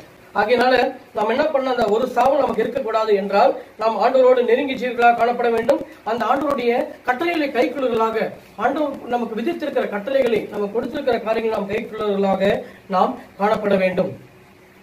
கண்டிப்பா அந்த காரியங்கள் நாம் கை கொண்டோம் என்றால் ஆண்டவர் நிச்சயமாக எல்லாவற்றையும் செய்வார். ஏற்கனவே அவர் செய்து முடித்து விட்டார். நாம் அதை சுதந்திரிக்க வேண்டும், அது மட்டுமே. ஆகையினால நாம் செய்ய வேண்டிய காரியங்கள் எல்லாவற்றையும் நாம் என்ன பண்ணோம்னா, இந்த சில காரியங்களை நாம் அதிலிருந்து சில காரியங்களை நாம் பார்த்து கடந்து செல்லலாம். என்னன்னா, முதலாவது நாம் செய்ய வேண்டிய காரியம் என்னன்னா, பரிசுத்தமான ஒரு வாழ்க்கை. ஆண்டவரோடு நாம் நெருங்கி இருக்க வேண்டும் என்றால் முதலாவது நாம் செய்ய வேண்டிய ஒரு காரியம் பரிசுத்தமான ஒரு வாழ்க்கையை வாழ்வர்களாக நாம் காணப்பட வேண்டும். ஏன்னா ஆண்டவருடைய வருகை எப்பொழுது இருக்கும்னு நமக்கு யாருக்குமே தெரியாது இல்லையா? யாருக்கா தெரியுமா? நமக்கு யாருக்கும் தெரியாது. ஆண்டவர் சொல்றாரு, திருடன் வருகிற விதமா இருக்கணும்னு ஆண்டவர் சொல்றாரு. எந்த திருடனும் நம்மகிட்ட சொல்லி வச்சுட்டு போன் பண்ணிட்டு டெக்ஸ்ட் பண்ணிட்டு வர திருடன் கிடையாது. எல்லாம் திடீர்னு தான் வந்து நிப்பாங்க. ஆகையினால நினையாத நாளிகையில் ஆண்டவர் வருகிறாராக நமக்கு வசனம் கூறுகிறது. ஆகையினால நம்ம என்ன பண்ணா, அவருடைய வருகை எப்பொழுது என்பது நமக்கு தெரியாது, இல்ல நம்முடைய முடிவு என்பதோ எப்பொழுது என்று நமக்கு தெரியாது என்ற வசனம் கூறுகிறது. ஆகையினால பிதா ஒருவரை தவிர வேற யாருக்கும் ஆண்டவர் வருகிற காரியம் தெரியாது என்று, நாள் தெரியாது என்று வசனம் கூறுகிறது. ஆகையினால் நாம் என்ன பண்ணலாம், ஆயத்தமா இருந்து எப்பொழுதுமே ஆயத்தமா இருக்க வேண்டியது நம்முடைய கடமையாக இருக்கிறது. இந்த கடைசி காலகட்டங்களில் எப்பொழுதுமே தயாராக இருப்பது நம்முடைய கடமையா இருக்கிறது. அதற்கு பரிசுத்தம் மிக அவசியமாக இருக்கிறது. எபிரேயர் 12:14 வாசிக்கலாம். எபிரேயர் 12:14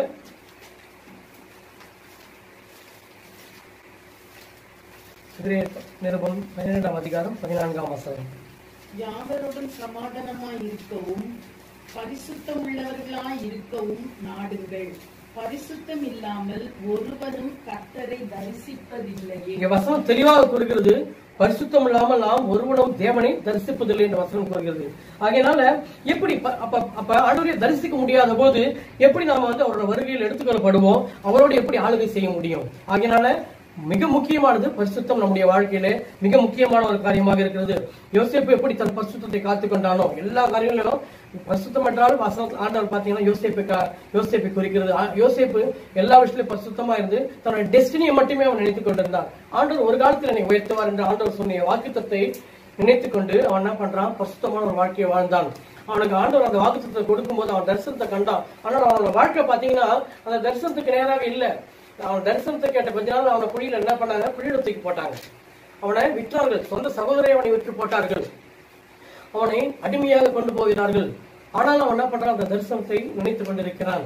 ஆண்டவர் தனக்கு கொடுத்த தரிசனத்தை கண்டிப்பாக தேவன் நிறைவேற்றுவார் என்று நினைத்துக் கொண்டிருக்கிறான். அவனை கொண்டு போய் அடிமையாக இருக்கிறான். அங்கேயும் பாத்தீங்கன்னா அவன் மேல ஒரு பொய் குற்றச்சாட்டு கூறப்படுகிறது. அதிலிருந்து அவனை கொண்டு போய் சிறைச்சாலையில போடுறாங்க. அங்கேயும் அவன் என்ன பண்றான், தேவனுக்காக காத்திருக்கிறான். தேவனுக்கு ஒரு பரிசுத்தம் உள்ள ஒரு அந்த பரிசுத்தத்துக்காக அவன் சிறைச்சாலைக்கு சென்றாலும் அவன் என்ன பண்றான், அந்த பரிசுத்தத்திலிருந்து விலகாம இருக்கிறான். ஆகையினால் ஆண்டவர் என்ன பண்றான், அவனுடைய டெஸ்டினியை அவனை குறித்து ஆண்டவர் என்ன தீர்க்கதரிசனம் என்ன நினைக்கிறதோ அதை அவனுடைய வாழ்க்கையில் ஆண்டவர் என்ன பண்ணாரு, நிறைவேற்றினார், அவனை உயர்த்தினார். 1 தெசலோனிக்கேயர் 5:23 அதிகாரம் வாசிக்கலாம். 1 தெசலோனிக்கேயர் 5ஆம் அதிகாரம் 23ஆம் வசனம். சமாதானத்தின் தேவன் தாமே உங்களை முற்றிலும் பரிசுத்தமாக்குவதாக. உங்கள் ஆவியாத்மா சரீரம் முழுவதும் நம்முடைய கர்த்தராகிய இயேசு கிறிஸ்து வரும்போது குற்றமற்றவராயிருக்கும்படி காக்கப்படுகிறார்கள். நம்ம யார் பரிசுத்தமாக்குகிறார்? தேவன் மட்டுமே நம்மை பரிசுத்தமாக்க முடியும். நம்முடைய சுய பலத்தாலோ நம்முடைய நம்முடைய சுய காரியங்களால நாம் பரிசுத்தத்தை அடைய முடியாது. தேவன் மட்டுமே நம்மை பரிசுத்தப்படுத்த முடியும். இங்கே ஆண்டவர் வசனம் தெளிவா சொல்லுது. மறுபடியும் வாசிக்கலாம். சமாதானத்தின் தேவன் தாமே உங்களை முற்றிலும் பரிசுத்தமாக்குவாராக.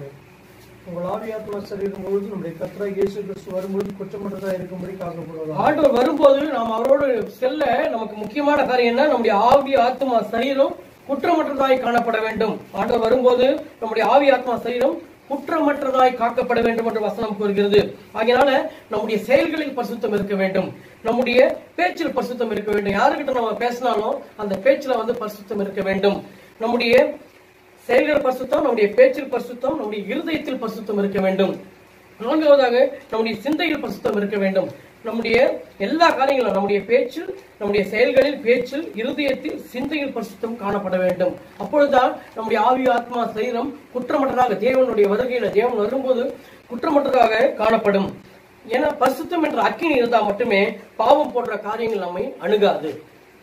ஆகையினால நம்ம என்ன பண்ணணும், பரிசுத்தம் எப்படி அக்கினி மற்ற காரியங்களை நெருங்க விடாமல் பார்த்து கொண்டிருந்தோ அது போல நாம் என்ன பண்ணோம்னா நம்முடைய வாழ்க்கையில இந்த உலக பிரகாரமான காரியங்கள்ல இந்த உலகத்துல இந்த காலகட்டங்கள்ல இந்த உலகத்துல அப்படி வாழ்றது மிக கஷ்டம் தான். ஆனாலும் நம்முடைய டெஸ்டினி என்ன, ஆண்டவர் இடத்துல செல்வது. இது விலகி ஒரு வாடகை வீடு போலதான் நாம இங்க வாழ்ந்து கொண்டிருக்கிறோம். நம்முடைய டெஸ்டினி 1000 ஆண்டுகளாக தேவனோடு நாம் அரசால போகிறோம்.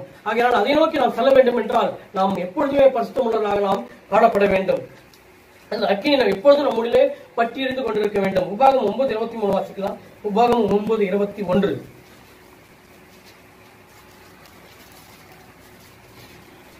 உங்கள் பாவக்கிரியையாகிய அந்த கன்றுக்குட்டியை நான் எடுத்து அக்கினியில் எரித்து அதை நொறுக்கி தூளாய் போகும் மட்டும் அரைத்து அந்த தூளை மலையில் இருந்து ஓடுகிற ஆற்றிலே போட்டு விட்டேன்.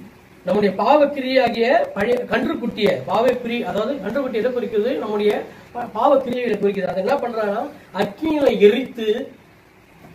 எரித்து அதை தூளாக ஆண்டவர் என்ன பண்றாரு, போடப்படுது. அதனால மறுபடியும் அந்த பாவம் நம்மை அணுகாது. அதனால நாம் அந்த நம்முடைய பாவக்கிரிகளை விட்டு அந்த அக்கினி ஆகிய பரிசுத்தத்திலே நாம் ஒவ்வொரு நாள் வாழ்கிறவர்களாக நாம் காணப்பட வேண்டும். இவங்க பாத்தீங்கன்னா அடுத்து தானியேல், சாத்ராக், மேஷாக், ஆபேத்நேகோ அந்த 4 வாழ்க்கையில பாத்தீங்கன்னா அவர்கள் என்ன பண்றாங்க, சிறைப்படுத்திக் கொண்டு போகப்படுகிறார்கள்.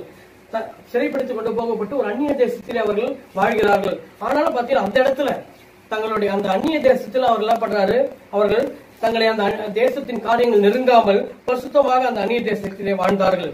அதே போல நாமும் இந்த உலகத்துல நம்ம என்ன பண்ணோம், பரதேசியா தான் வாழ்ந்து கொண்டிருக்கிறோம். நம்ம இந்த உலகம் நமக்கு சொந்தமே கிடையாது இல்லையா.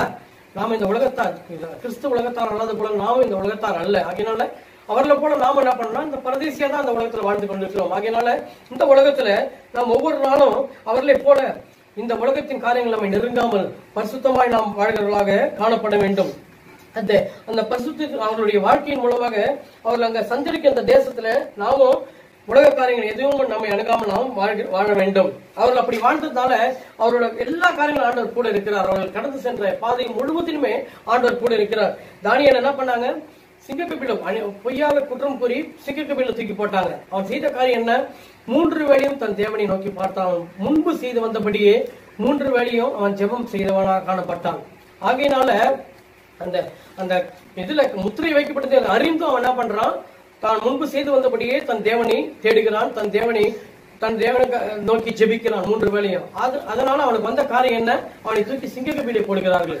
சிங்கக்கபிலே போட்டால் என்ன ஆகுது, தேவன் அவனை தப்புவிக்க வல்லவராய் இருந்தான். அதற்கு காரியம் அந்த தேசத்துல அவன் வாழ்ந்த வாழ்க்கை, அவன் பரிசுத்தமாக வாழ்ந்த வாழ்க்கை. அதே போல பாத்தீங்கன்னா சாத்ராக் மேஷாக் ஆபேத்நேகோ 3 பேரும் என்ன பண்றாங்கன்னா அக்கினி சூளையில தூக்கி போடுறாங்க. அந்த அக்கினி சூளை நேபுகாத்நேச்சர் என்ன பண்றான், மிகவும் கோபம் அடைந்து அதை 7 மடங்கு சூடாக்க சொல்றான் அந்த அக்கினி சூளையில. அதை வாசிக்கலாம். தானியேல் 3ஆம் அதிகாரம் 16-18 வாசிக்கலாம். சாத்ராக் மேஷாக் ஆபேத்நேகோ என்றவர்கள் ராஜாவை நோக்கி, நேபுகாத்நேச்சாரே, இந்த காரியத்தை குறித்து உங்களுக்கு உத்தரவு சொல்ல எங்களுக்கு அவசியம் இல்லை. நாங்கள் ஆராதிக்கிற எங்கள் தேவன் எங்களை தப்புவிக்க வல்லவராக இருக்கிறார். அவர் எரிகிற அக்கினி சூளைக்கும் ராஜாவாகிய உங்களுடைய கைக்கும் நீங்களாக்கி விடுவிப்பார். பாத்தீங்கன்னா விடுவிக்காமல் போனாலும் நாங்கள் உங்களுடைய தேவர்களுக்கு ஆராதனை செய்வதும் இல்லை, நீ நிறுத்தின போஸ்டிலே பணிந்து கொள்வதும் இல்லை, எங்கள் ராஜாவை உங்களுக்கு தேர்ந்தெடுக்க கடவுள் என்றார்கள். என்ன தைரியமா ஒரு ராஜா முன்னால நின்று தைரியமா சொல்றாங்க பாருங்க. அவங்க சாத்ராக் மேஷாக் ஆபேத்நேகோ என்ற வாலிபர்கள் தைரியம். ஏன்னா முன்னால செங்கல் சூளை எரிஞ்சு கொண்டிருக்கிறது. ஆனாலும் அவங்க என்ன சொல்றாங்க, தைரியமாக அந்த ராஜா முன்னால அவர்கள் சொல்கிறார்கள், சாத்ராக் மேஷாக் ஆபேத்நேகோ ராஜா நோக்கி, நேபுகாத்நேச்சாரே, இந்த காரியத்தை குறித்து உமக்கு உத்தரவு சொல்ல எங்களுக்கு அவசியம் இல்லை என்று அவர்கள் சொல்கிறார்கள். நாங்கள் ஆராதிக்கிற தேவன் எங்களை தப்புவிக்க வல்லவராயிருக்கிறார் என்று அவர்கள் 3 அங்கே அறிக்கைப்படுகிறார்கள். அவர் என்ன சொல்றாங்க, ராஜாவை உம்முடைய கைகளுக்கு என் தேவன் எங்களை நீங்களாக்கி விடுவிப்பார். விடுவிக்காமல் போனாலும் நாங்கள் இந்த தேவர்களை பணிந்து கொள்வதில்லை என்று தைரியமாக அந்த வாலிபர்கள் அங்கே கூறுகிறார்கள். ஏன்னா அவருடைய அந்த வாழ்க்கையினால ஆண்டவர் என்ன பண்றாரு, அவர்கள் அந்த செங்கல் சூளையில தூக்கி போடும் போதும் ஆண்டவர் அவர்களோடு இருந்து என்ன பண்றாருன்னா அவரை விடுவிக்கிறார். அந்த 7 மடங்கு சூடாக்கப்பட்ட செங்கல் சூளை போட போனவங்க எல்லாம் என்ன பண்ற, அந்த செங்கல் அந்த அக்கினி பட்சித்து போடுகிறது. ஆனாலும் அவர்கள் 3 பேரையும் அங்க தூக்கி போடும் போது பாத்தீங்கன்னா தானியேல் 3:24-25 ராஜா பிரமித்து போறான் அதை பார்த்து. அப்பொழுது ராஜாவாகிய நேபுகாத்நேச்சர் பிரமித்து தீவிரமாய் எழுந்திருந்து தன் மந்திரிமார்களை நோக்கி, 3 புருஷரை அல்லவோ கட்டுண்டவர்களாக அக்கினியிலே போடுவித்தோம் என்றான். அவர்கள் ராஜாவுக்கு பிரத்யுத்தரமாக, ஆம் ராஜாவே என்றார்கள். அதற்கு அவன், இதோ 4 பேர் விடுதலையாய் அக்கினியின் நடுவிலே உலாவுகிறதை காண்கிறேன். அவர்களுக்கு ஒரு சேதமும் இல்லை. 4ஆம் ஆளின் சாயல் தேவபுத்திரனுக்கு ஒப்பாயிருக்கிறது என்றான். அவர்களுக்கு ஒரு சேதம் இல்லாம ஆண்டவர் அவர்களை காப்பாற்றாங்க. அந்த அக்கினி மத்தியில அவர்கள் என்ன பண்றாங்க, விடுதலையா உலாவிக் கொண்டிருக்கிறார்கள். எவ்வளவு அற்புதம் பாருங்கள். அவர்கள் அதோடு இல்லாம தேவன் அவர்களோடு உலாவுகிறார். அந்த 3 பேரோடு சேர்ந்து தேவன் உலாவுகிறார் அந்த அக்கினி சூளையிலே. அவரை பார்த்து அந்த ராஜாவே பார்த்து ஆச்சரியப்படுறான், இது எப்படி, ஏன்னா கொண்டு போய் போனவங்களே என்ன பண்றது, அந்த அக்கினி பட்சித்து போடுகிறது. ஆனாலும் தேவன் அந்த இடத்துல இருந்து அவர்களை காப்பாற்றுகிறார். அப்படியாக அவர்கள் தங்களை பரிசுத்தமாய் காற்றுக் கொண்டதுனால தேவன் அந்த அக்கினி சூழலிலிருந்து அவர்களை என்ன பண்ணுகிறாரு, காப்பாற்றுகிறார். 2வது காரியம் பாத்தீங்கன்னா, முதலாவது பரிசுத்தமான ஒரு வாழ்க்கை நாம் வாழ்கிறதாக காணப்பட வேண்டும். 2வது காரியம், ஒரு சாட்சியுள்ள ஒரு வாழ்க்கை வாழ்கிறதாக நாம் காணப்பட வேண்டும். உலகத்துல ஒரு சாட்சியுள்ள வாழ்க்கை வாழ்கிறதாக நாம் காணப்பட வேண்டும். எப்படி, ஒரு மோசேயை போல, ஒரு யோபை போல நாம் சாட்சியுள்ள ஒரு வாழ்க்கை வாழ்கிறதாக காணப்பட வேண்டும். என்னாகும் 12:7-8 பாத்தீங்கன்னா, என்னாகும் 12ஆம் அதிகாரம் 7-8 வசனம். இந்த இடத்துல பாத்தீங்கன்னா மோசேயை குறித்து தேவன் சாட்சி கொடுக்கிறார். என் தாசனாகிய மோசேயோ அப்படிப்பட்டவன் அல்ல, என் வீட்டில் எங்கும் அவன் உண்மையுள்ளவன். நான் அவனுடன் மறைபொருளாக அல்ல, முகமுகமாகவும் பிரத்யட்சமாகவும் பேசுகிறேன். அவன் கர்த்தரின் சாயலை காண்கிறான். இப்படி இருக்கு, நீங்கள் தாசனாகிய மோசேக்கு விரோதமாக பேச உங்களுக்கு பயம் இல்லாமல் போனது என்ன என்றார். எப்படி பாத்தீங்கன்னா, அந்த சர்வவல்லமுள்ள தேவன் ஒரு மனிதனை குறித்து அந்த இடத்துல சாட்சி கொடுக்கிறார். மோசையை குறித்து என் வீட்டிலெங்கும் உண்மையுள்ளவன்னா மோசே எப்படி ஒரு சாட்சியோட ஒரு வாழ்க்கையை வாழ்ந்திருப்பார் என்பதை பாருங்கள். அந்த இஸ்ரவேல் ஜனங்கள் முன்பாகவும் தன்னுடைய சகோதரர் முன்பாகவும் தேவனுக்கு முன்பாகவும் மோசே ஒரு அப்படி ஒரு சாட்சியுள்ள வாழ்க்கையை வாழ்ந்தான். ஆண்டவர் சொன்னா, இவர்களை அழித்து போட்டு உன்னை நான் பெரிய ஜாதியாக்குறேன்றார். ஆனாலும் அவன் என்ன பண்றான், அதை குறித்து யோசிக்காம அந்த மக்களுக்காக அவன் பரிந்து பேசுகிறான். அந்த மக்களுக்காக அவன் என்ன பண்றான், அவர்களை நடத்துகிறான். தேவன் ஆண்டவர் அவனை குறித்து என்ன பண்றாரு, சாட்சி கொடுக்கிறார். அப்படின்னா அவனோட வாழ்க்கை எப்படி கொண்டு வருகிறோம் நாம் யோசித்து பார்ப்போம். ஆண்டவர் அவன் என்ன பண்றாரு, அவனோடு முகமுகமாய் பேசுகிறார். மோசேயோட ஆண்டவர் என்ன பண்றாரு, முகமுகமாக பேசுகிறார். அவனை தாசன் என்கிறார். அவனை என்ன பண்றாரு, நண்பன் என்கிறார். ஒரு நண்பனோட பேசுகிறது போல, நாம் நம்ம ஃப்ரெண்ட்ஸோட பேசுகிறது போல தேவன் என்ன பண்றாரு, மோசையோட பேசுகிறார். மோசே தேவனோடு பிரத்யட்சமாய் பேசுகிறவனாக காணப்பட்டான். தேவனிடத்து மட்டுமல்ல, மனிதரிடத்திலும் அவன் சாட்சியோட ஒரு வாழ்க்கை மோசே வாழ்ந்தான். அடுத்ததாக நாம் பார்த்தோம்னா சாட்சியோட வாழ்க்கையை குறித்து யோபுடைய வாழ்க்கையை குறித்து நாம் பார்க்கிறோம். அடுத்ததாக யோபு குறித்து ஆண்டவர் என்ன பண்றாரு? சாட்சி கொடுக்கிறார். யோபு 1:8 வாசிக்கலாம். கர்த்தர் சாத்தானை நோக்கி, என் தாசனாகிய யோபின் மேல் கவனம் வைத்தாயோ? உத்தமனும் சன்மார்க்கனும் தேவனுக்கு பயந்து பொல்லாப்புக்கு விலகுகிறவனுமாகிய அவனைப் போல பூமியில் ஒருவனும் இல்லை என்றார். பாத்தீங்கன்னா அங்க மோசே குறித்து ஆண்டவர் மக்கள் இடத்துல சாட்சி கொடுக்கிறார். இங்க யோபு குறித்து சாத்தானிடத்திலே சாட்சி கொடுக்கிறார் ஆண்டவர். தாசனான யோபின் மேல் கவனம் வைத்தாயோ, உத்தமனும் சன்மார்க்கனும் தேவனுக்கு பயந்து பொல்லாப்பை விட்டு விழுகிறமான அவனை போல ஒருவனும் இல்லை ஆண்டவர் சாட்சி கொடுக்கிறார். அப்பனா யோபு எப்படி ஒரு வாழ்க்கை வாழ்ந்திருப்பான்னு பாருங்க. தேவன் சாட்சி கொடுக்கத்தக்க ஒரு வாழ்க்கையை, சாட்சியுள்ள வாழ்க்கையை யோபு வாழ்ந்திருக்கிறான். தன் பிள்ளைகளுக்கு முன்பாகவும் தன் பிள்ளைகள் எங்கேயாவது போயிட்டு வந்தா அவர் ஒருவேளை பாவம் செய்திருப்பார்களோ என்று என்ன பண்றான்? தேவனிடத்துக்கு பலி கொடுக்கிறான். அப்படி ஒரு வாழ்க்கையை அந்த காலத்துல யோபு வாழ்ந்து கொண்டிருந்தான் என்று வேதம் கூறுகிறது. ஆகையினால்தான் ஆண்டவர் என்ன பண்றாரு? நாம இத்தனை ஆண்டுகள் கழித்தும் யோபை குறித்து தியானிக்க அவனுடைய ஆண்டவர் தன்னுடைய வேத புத்தகத்திலே அவனை குறித்து ஆண்டவர் வைத்திருக்கிறார்.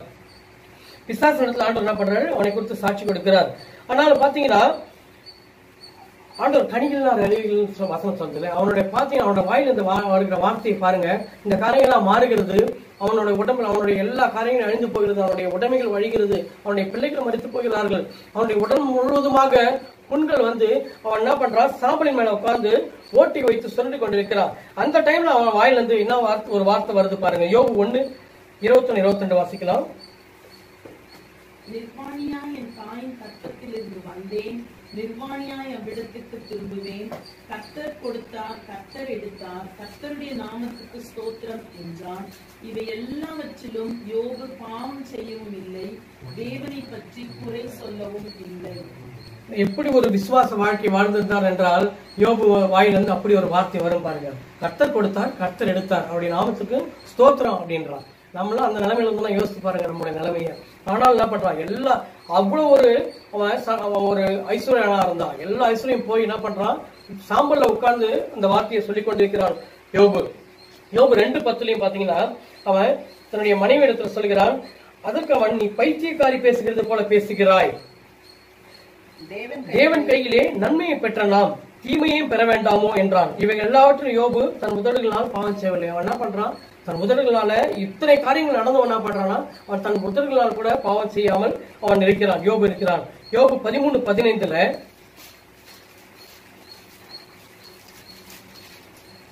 அவர் என்னை கொன்று போட்டாலும் அவர் மேல் நம்பிக்கையாய் இருப்பேன். அவன் தன் தேவன் மேல எப்படி ஒரு நம்பிக்கை வைத்திருக்கிறான் பாருங்க. தேவன் என்னை கொன்று போட்டாலும் அவர் மேல், என் தேவன் மேல நாம் நம்பிக்கையா இருப்பேன் என்று யோபு இந்த இடத்துல சொல்லுகிறார். அவர் என்னை கொன்று போட்டாலும் நம்பிக்கையா இருப்பேன். இந்த வார்த்தையை நாம் சொல்ல முடியுமா? என் தேவனை நாம என்ன பண்றோம்னா, இதை எனக்கு தாங்க ஆண்டவரே, அதை தாங்க, இப்படி இருக்கணும், ஐயமா இப்படி இருக்கணும் தான் யோசிக்கிறோமே தவிர தேவனிடத்துல இப்படி அவரை என்ன கொன்று போட்டாலும் சரி என் தேவன் மேல நான் நம்பிக்கையா இருப்பேன்ற ஒரு விசுவாசமான வார்த்தை நம்முடைய வாயிலிருந்து வர வேண்டும் இந்த காலகட்டங்களிலே. இதே போல பாத்தீங்கன்னா யோபு 19:25-27 எனக்கு மிகவும் பிடித்தமான வசனம் அது. யோபு 19:25 இத்தனை காரியங்களை யோபு என்ன பண்றான்னா தன்னுடைய அந்த அவன் உட்கார்ந்த அந்த நிலைமையை பார்த்தீங்கன்னா ஒரு ஏசி ரூம்ல இருந்து இந்த காரியங்களை சொல்ல ஒரு மோசமான சூழ்நிலையிலிருந்து அவன் சொல்லுகிறான். என் மீட்பர் உயிரோடு இருக்கிறார் என்றும் அவர் கடைசி நாளில் பூமியின் மேல் நிற்பார் என்றும் நான் அறிந்திருக்கிறேன். இந்த என் தோல் முதலானவை அழுகி போன பின்பு நான் என் மாம்சத்தில் இருந்து தேவனை பார்ப்பேன். அவரை நான் பார்ப்பேன், நானே பார்ப்பேன், அந்நிய கண்கள் அல்ல, என் கண்களை அவரை காணும். இந்த வாஞ்சையால் என் உள்ளந்திரியங்கள் எனக்குள் சோர்ந்து போகிறது. பாத்தீங்கன்னா அந்த ஒரு வலி வேதனைகள் மத்தியிலும் மனைவி அவனை பழிக்கிறார். நண்பர்கள் உட்கார்ந்து அவனுக்கு ஆறுதலா சொல்லாம குறை கூறுகிறார்கள். அவனால அவன் என்ன சொல்றானா, மை ரெடிமர் லீவ்ஸ் அப்படின்ற, என் மீட்பர் உயிரோடு இருக்கிறார். அந்த தேவன் அப்பொழுது யோபோடு இருந்த தேவன் இப்பொழுதும் என்ன பண்றாரு? உயிரோடு இருக்கிறார். நமக்காக ஆண்டவர் வந்து பேசிக் கொண்டிருக்கிறார். நமக்காக உயிரோடு இருக்கிற தேவன், நாம் ஆராதிக்கிற தேவன் இன்றும் உயிரோடு இருக்கிற தேவனாக இருக்கிறார். அவர் சொல்ற கடைசி நாட்களில் பூமியை நிற்பார் அறிந்திருக்கிறேன். இந்த என் தோல் முதலாக அழிந்து போனாலும் நான் என் மாம்சத்திலிருந்து என் தேவனை பார்ப்பேன் என்று யோபு கூறுகிறான். அப்படி ஒரு வாழ்க்கை, சாட்சியுள்ள ஒரு வாழ்க்கை யோபு வாழ்ந்தார். ஆகினால்தான் யோபு சாட்சிய இந்த காலகட்டத்தில் நமக்கும் ஆண்டவர் என்ன பண்றாரு? அதை ஒரு சாட்சியாக அவருடைய வாழ்க்கையை நமக்கு ஆண்டவர் சாட்சியாக வைத்திருக்கிறார்.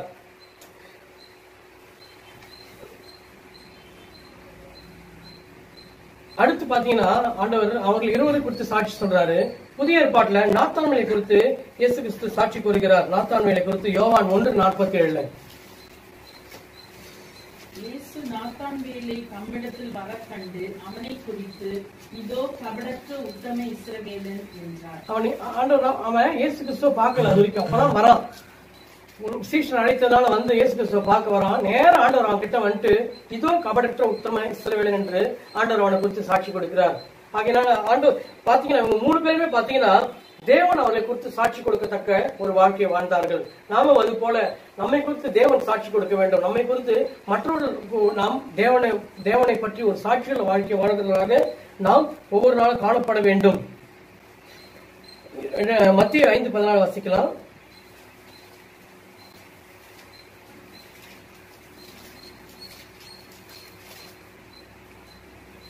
நீங்கள் உலகத்துக்கு வெளிச்சமாய் இருக்கிறீர்கள்.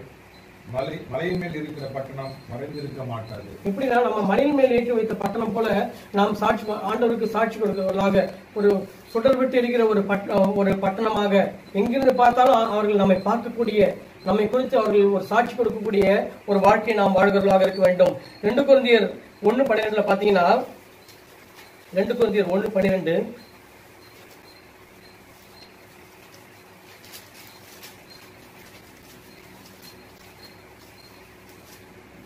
மாம்சத்துக்கேற்ற நாணத்தோட நடவாமல் தேவனுடைய கிருபையினால் நாங்கள் உலகத்திலேயும் விசேஷமாக உங்களிடத்திலேயும் கபடமில்லாமல் திவ்ய உண்மையோட நடந்தோம் என்று எங்கள் மனது எங்களுக்கு சொல்லும் சாட்சியே எங்கள் புகழ்ச்சியாய் இருக்கிறது. அடுத்து பாத்தீங்கன்னா தேவன் சாட்சி கொடுக்கிறார், மனிதர்கள் நம்மை குறித்து சாட்சி கொடுக்க வேண்டும். நம்முடைய மனது நம்மை குறித்து சாட்சி கொடுக்கும், அதுவே நமக்கு எங்களுக்கு புகழ்ச்சியா இருக்கிறது என்று கூறுகிறார். வசனம் கூறுகிறது, உண்மையோடு நடந்தோம் என்று, கபடில்லாமல் திவ்ய உண்மையோடு நடந்தோம் என்று நம்முடைய மனது நம்மை குறித்து சாட்சி சொல்ல வேண்டும்.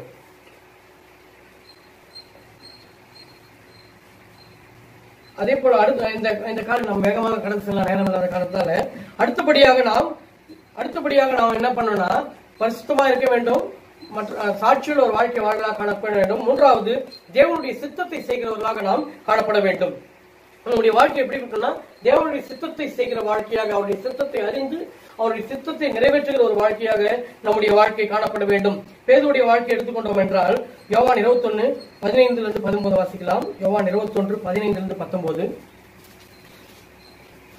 அவர்கள் போஜனம் பண்ணின பின்பு இயேசு சீமோன் பேதுருவை நோக்கி, யோனாவின் குமாரனாகிய சீமோனே, இவர்களிலும் அதிகமாய் நீ என்னிடத்தில் அன்பாய் இருக்கிறாயா என்றார். அதற்கு அவன், ஆம் ஆண்டவரே, உம்மை நேசிக்கிறேன் என்பதை நீர் அறிவீர் என்றான். அவர், என் ஆட்டுக்குட்டிகளை மேய்ப்பாயாக என்றார். 2ஆம் தரம் அவர் அவனை நோக்கி, யோனாவின் குமாரனாகிய சீமோனே, நீ என்னிடத்தில் அன்பாய் இருக்கிறாயா என்றார். அதற்கு அவன், ஆம் ஆண்டவரே, உம்மை நேசிக்கிறேன் என்பதை நீர் அறிவீர் என்றான். அவர், என் ஆடுகளை மேய்ப்பாயாக என்றார். 3ஆம் தரம் அவர் அவனை நோக்கி, யோனாவின் குமாரனாகிய சீமோனே, நீ என்னை நேசிக்கிறாயா என்றார். என்னை நேசிக்கிறாயா என்று அவர் 3ஆம் தரம் தன்னை கேட்டபடினால் பேதுரு துக்கப்பட்டு, ஆண்டவரே, நீர் எல்லாவற்றையும் அறிந்திருக்கிறீர், நான் உம்மை நேசிக்கிறேன் என்பதையும் நீர் அறிவீர் என்றான். இயேசு, என் ஆடுகளை மேய்ப்பாயாக என்றார். நீ இளவயது உள்ளவனாய் இருந்தபோது உன்னை நீயே அரை கட்டி கொண்டு உனக்கு இஷ்டமான இடங்களிலே நடந்து திரிந்தாய். நீ முதிர் வயதுள்ளவன் ஆகும்போது உன் கைகளை நீட்டுவாய், வேறொருவன் உன் அறையை கட்டி உனக்கு இஷ்டமில்லாத இடத்துக்கு உன்னை கொண்டு போவான் என்று மெய்யாகவே மெய்யாகவே உனக்கு சொல்லுகிறேன் என்றார். இந்த விதமான மரணத்தினாலே அவன் தேவனை மகிமைப்படுத்த போகிறான் என்பதை குறிக்கும்படியாக இப்படி சொன்னார். அவர் இதை சொல்லிய பின்பு அவனை நோக்கி, என்னை பின்பற்றி வா என்றார். இந்த வசனங்களை பாத்தீங்கன்னா பேதுரு குறித்து ஆண்டவர் அவரோட சித்தத்தை, அவன் பிற்கால அவனுடைய ஊழியத்தை குறித்த ஆண்டவர் என்ன சித்தம் வைத்திருக்கிறாரோ அதை பேதுருக்கு வெளிப்படுத்துகிறார். ஆண்டவர் இந்த காரியங்கள் என்ன சொல்றாரு வெளிப்படுத்துகிறார். அவன் எப்படி அவனோட ஊழியம் இருக்க வேண்டும், ஆண்டவர் கடந்து சென்ற பின்பு அவனுடைய வாழ்க்கை எப்படி இருக்க வேண்டும் என்பதை குறித்து ஆண்டவர் அவருடைய சித்தத்தை பேதுருக்கு வெளிப்படுத்துகிறார். ஆனா என்ன பண்றான்னா பேதுரு அவருடைய சித்தத்தை தேவன் வெளிப்படுத்தினார். ஆனாலும் என்ன பண்றான், பயத்தினால தேவன் என்ன பண்றான், 3 முறை மறுதளிக்கிறவனாக பேதுரு காணப்படுகிறான். தேவனை மறுதளிக்கிறான். அவரோடு வாழ்ந்த பேதுரு, அவரோட அற்புதங்களை பார்த்த பேதுரு அவருடைய சித்தத்தை வெளிப்படுத்துகிறார். ஆனாலும் அவன் என்ன செய்வான் என்பதை தேவன் முழுவதுமாக வெளிப்படுத்தி என்ன பண்றான், அவன் மறுதளித்து தேவனை விட்டு தூர செல்கிறான். ஆகிய என்ன பண்றான்னா அவன் என்ன பண்றான், மனம் கசந்து அழுது தன்னை மறுபடியும் புதுப்பித்துக் கொள்கிறான். அந்த இடத்துல பாத்தீங்கன்னா ஆண்டவருடைய சித்தத்துக்கு நேரம் மறுபடியும் திரும்பி வரான். தன்னை மனம் கசந்து அழுது தன்னை புதுப்பித்துக் கொண்டு மறுபடியும் அவன் தேவனிடத்துல வந்து அதற்கு பிறகு பாத்தீங்கன்னா பேதுருவோட வாழ்க்கை முற்றிலுமாக மாறுகிற ஒரு வாழ்க்கை. அவனுடைய வாழ்க்கை முற்றிலுமாக மாறி தேவன் அவனை குறித்து என்ன சித்தம் வைத்துக் கொண்டிருந்தாரோ அந்த சித்தத்தை நோக்கி அவனுடைய வாழ்க்கை செல்லுகிறது. தேவனுக்கு ஒரு வல்லமையுள்ள ஒரு சாட்சியாக அவன் மாறுகிறான். அநேகர் அந்த காலத்துல பாத்தீங்கன்னா அவன் மறுதளித்ததுனால அநேகர் அவனை குற்றப்படுத்தி இருப்பார்கள்.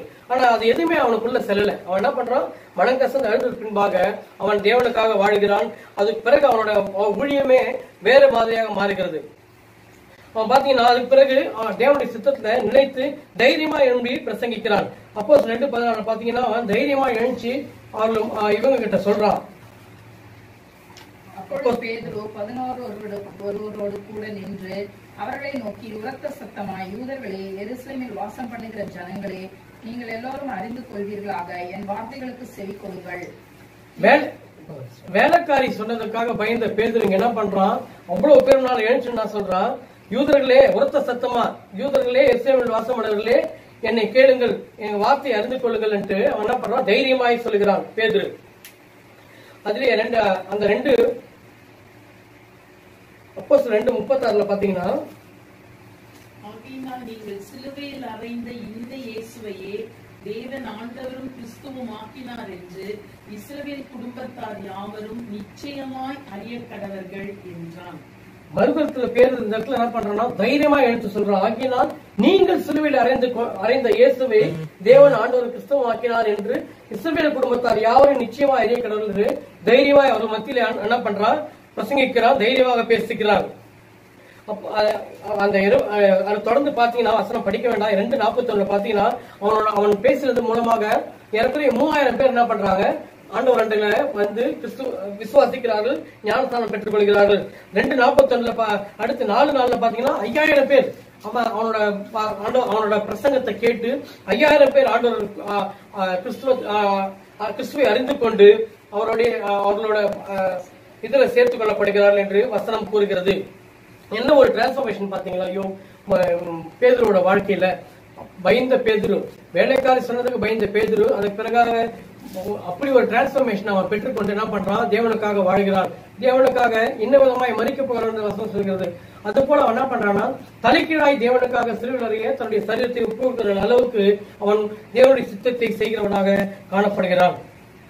இவை எல்லாவற்றையும் பாத்தீங்கன்னா நாம் நம்முடைய சுயபலத்தால செய்யவே முடியாது. பரிசுத்தமாய் வாழ்கிற வாழ்க்கை, சாட்சியுள்ள ஒரு வாழ்க்கை, தேவனுடைய சித்தத்தை செய்கிற வாழ்க்கை, இது எல்லாவற்றையுமே நாம் வந்து நம்முடைய சுயபலத்தால செய்யவே முடியாது. அதுக்கு நாம் என்ன பண்ணணும்னா கர்த்தருடைய ஆவியினாலே நாம் நடத்தப்படுகிறவர்களாக நாம் காணப்பட வேண்டும். அப்பொழுதுதான் இந்த பரிசுத்த வாழ்க்கை, சாட்சியுள்ள வாழ்க்கை, தேவனுடைய சித்தத்தை செய்கிற ஒரு வாழ்க்கை நாம் வாழ முடியும். ரோமர் 8:6 மற்றும் 9 வாசிக்கலாம். 8:6 வசனம் 9 வசனம். மாம்ச சிந்தை மரணம், ஆவியின் சிந்தையோ ஜீவனும் சமாதானமுமாம். தேவனுடைய ஆவி உங்களில் வாசமாய் இருந்தால் நீங்கள் மாம்சத்துக்கு உட்பட்டவர்களாய் இராமல் ஆவிக்குட்பட்டவர்களாய் இருப்பீர்கள். கிறிஸ்துவின் ஆவி இல்லாதவன் அவருடையவன் அல்ல. இந்த 3 காரியங்கள் நாம் செய்ய வேண்டும் என்றால் என்ன பண்ணா, மாம்ச சிந்தை நமக்குள் இருக்கவே கூடாது. ஏன்னா வசனம் சொல்றது மாமிச சிந்தை மரணம் என்று வசனம் கூறுகிறது. அதனால சிறிதளவு மாமிச சிந்தை நம்ம மேற்கொள்ளாமல் நாம் பார்த்துக் கொள்ள வேண்டும். 1 Corinthians 2:12 பாத்தீங்கன்னா, நாம உலகத்தின் ஆவியை பெறாமல் தேவனுடைய ஆவியை பெற்றோம் என்று வசனம் கூறுகிறது. சங்கீதம் 51:10-12 சங்கீதம் 51 அதிகாரம் 10-12. தேவனே, சுத்த இருதயத்தை என்னிலே சிருஷ்டியும், நிலைவரமான ஆவியை உள்ளத்திலே புதுப்பியும். உமது ரட்சணத்தின் சந்தோஷத்தை திரும்பவும் எனக்கு தந்து உற்சாகமான ஆவி என்னை தாங்கும்படி செய்யும். இது பாத்தீங்கன்னா 2 ஆவி குறித்து சொல்லுது. நிறைவேறமான ஆவி, உற்சாகமான ஆவி. உற்சாக ஆவி என்னை தாங்கும்படி செய்யும் என்று தாவீது கூறுகிறார். கலாத்தியர் 5:16-18 வாசிக்கலாம். கடைசியா கலாத்தியர் 5:16-18. இன்னும் நான் சொல்லுகிறது என்னவென்றால், ஆவிக்கேற்றபடி நடந்து கொள்ளுங்கள், அப்பொழுது மாம்ச இச்சையை நிறைவேற்றாதிருப்பீர்கள். நம்ம எப்படி நடந்து கொள்ளுமா? ஆவிக்கேற்றபடி நடந்து கொள்ள வேண்டும். ஆவி ஏன்னா ஏற்கனவே சொன்ன சுயபலத்தால் இதை செய்ய முடியாது, தேவனுடைய ஆவியினால் நடத்தப்பட்டால் மட்டுமா இது செய்ய முடியும் என்று நாம் பார்த்தோம். யோவான் 17:16 பாத்தீங்கன்னா, நாம் இவ்வுலகத்தார் அல்ல, ஆகையினால இந்த உலகத்தின் காரியங்கள் நம்மில் இருக்கவே கூடாது. ரோமர் 12:1-2 வாசிக்கலாம். ரோமர் 12ஆம் அதிகாரம் 1-2 வசனங்கள்.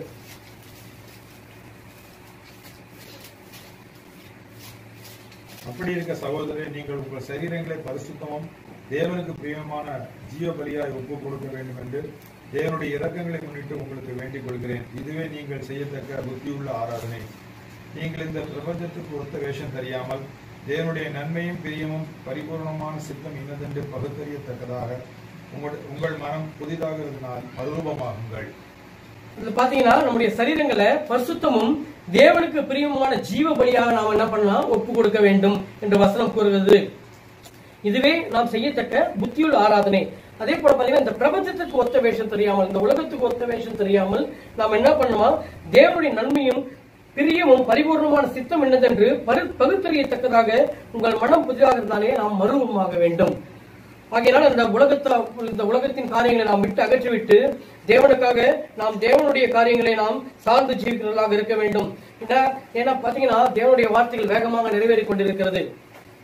வெகு வேகமாக எல்லா காலம் நிறைவேறிக் கொண்டிருக்கிறது. வசனம் நிறைவேறிக் கொண்டிருக்கிறது. எங்கு பார்த்தாலும் கொள்ளை நோய், எங்கு பார்த்தாலும் பஞ்சம், பட்டினி, பூமி எதிர்ச்சிகள், எங்கும் வியாதிகள், கண்ணீர், துக்கம், எல்லாம் எந்த பக்கம் திரும்பினாலும் மரணம்.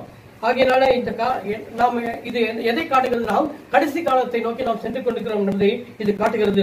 ஆனால் தேவன் சொல்கிறார், உங்கள் இருதயம் கலங்காதிருப்பதாக என்று தேவன் சொல்கிறார். யோவான் 14:18 நான் உங்களை திக்கற்றவர்களாக விடேன் என்று ஆண்டவர் கூறுகிறார்.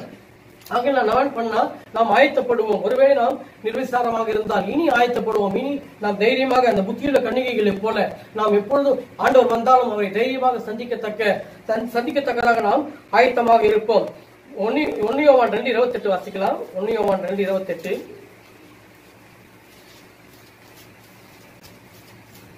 இப்படி இருக்க பிள்ளைகளே, அவர் வெளிப்படும் போது நாம் அவர் வருகையில் அவருக்கு முன்பாக வெட்கப்பட்டு போகாமல் தைரியம் உள்ளவர்களாய் இருக்கும்படிக்கு அவரில் நிலைத்திருங்கள். ஆண்டு வரும்போது என்ன பண்ணுமா, நம்ம வெட்கப்பட்டு போகாமல் தைரியமாய் ஆண்டவருமாக நிற்பதற்கு நாம் தயாராக இருக்க வேண்டும். நாம் அப்படியாக இருக்க வேண்டும். 2 தீமோத்தேயு 1:12 வாசிக்கலாம்.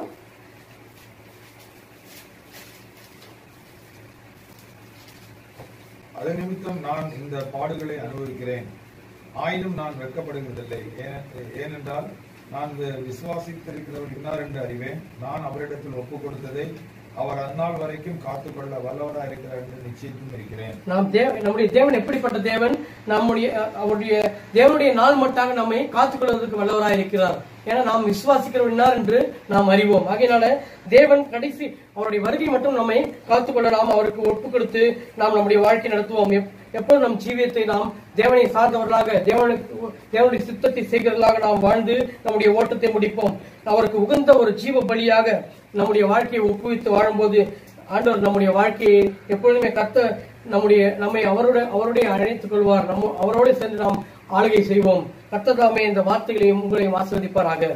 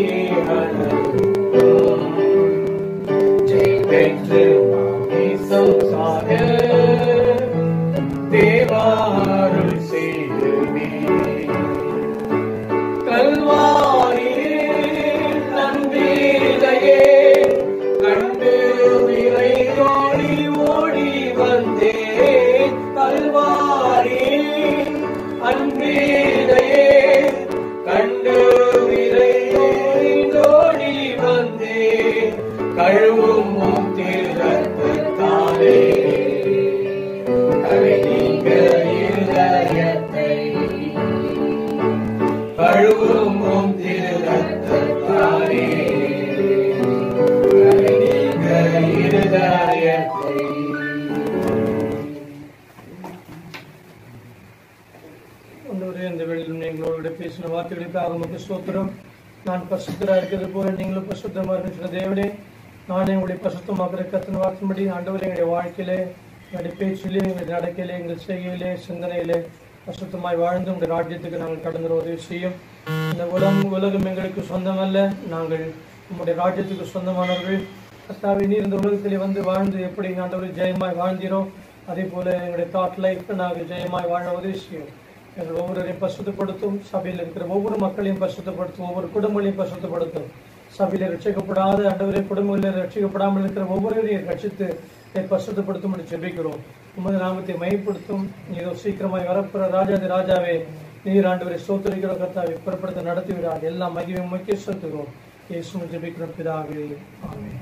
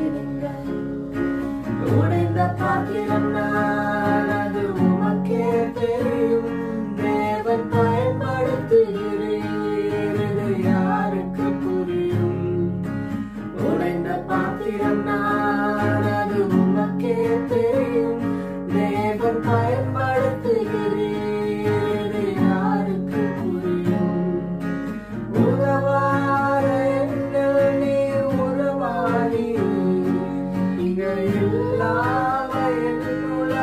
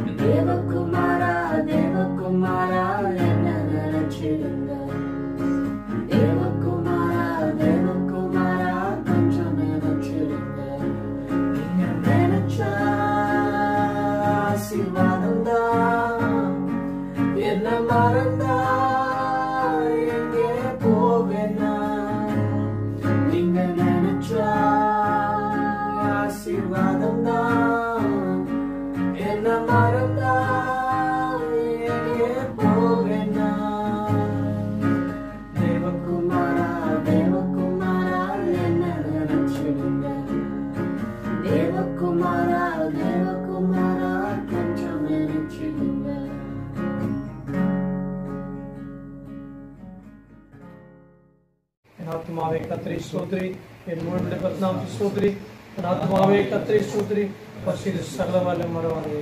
கர்த்தராகிய இயேசு கிறிஸ்துவின் கிருபையும் பிதாவாகிய தேவனுடைய அன்பு பரிசுத்தமுடைய ஐக்கியமும் ஆசீர்வாதமும் வழிநடத்தும் நம்மை உங்களுடைய வருகை மட்டும் ஆசிரியர் காப்பாளக. கர்த்தர் உங்களை ஆசீர்வதிப்பார். தொடர்ந்து 1ஆம் தேதி நமக்கு மாத பிறப்பு ஸ்தோத்திர ஆராதனை, நன்றி செலுத்தும் ஆராதனை இருக்கும்.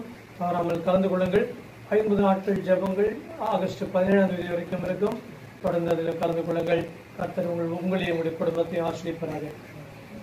6:30 மணிக்கு நாம் மாத பிறப்பு ஸ்தோத்திர ஆராதனை இருக்கும். கலந்து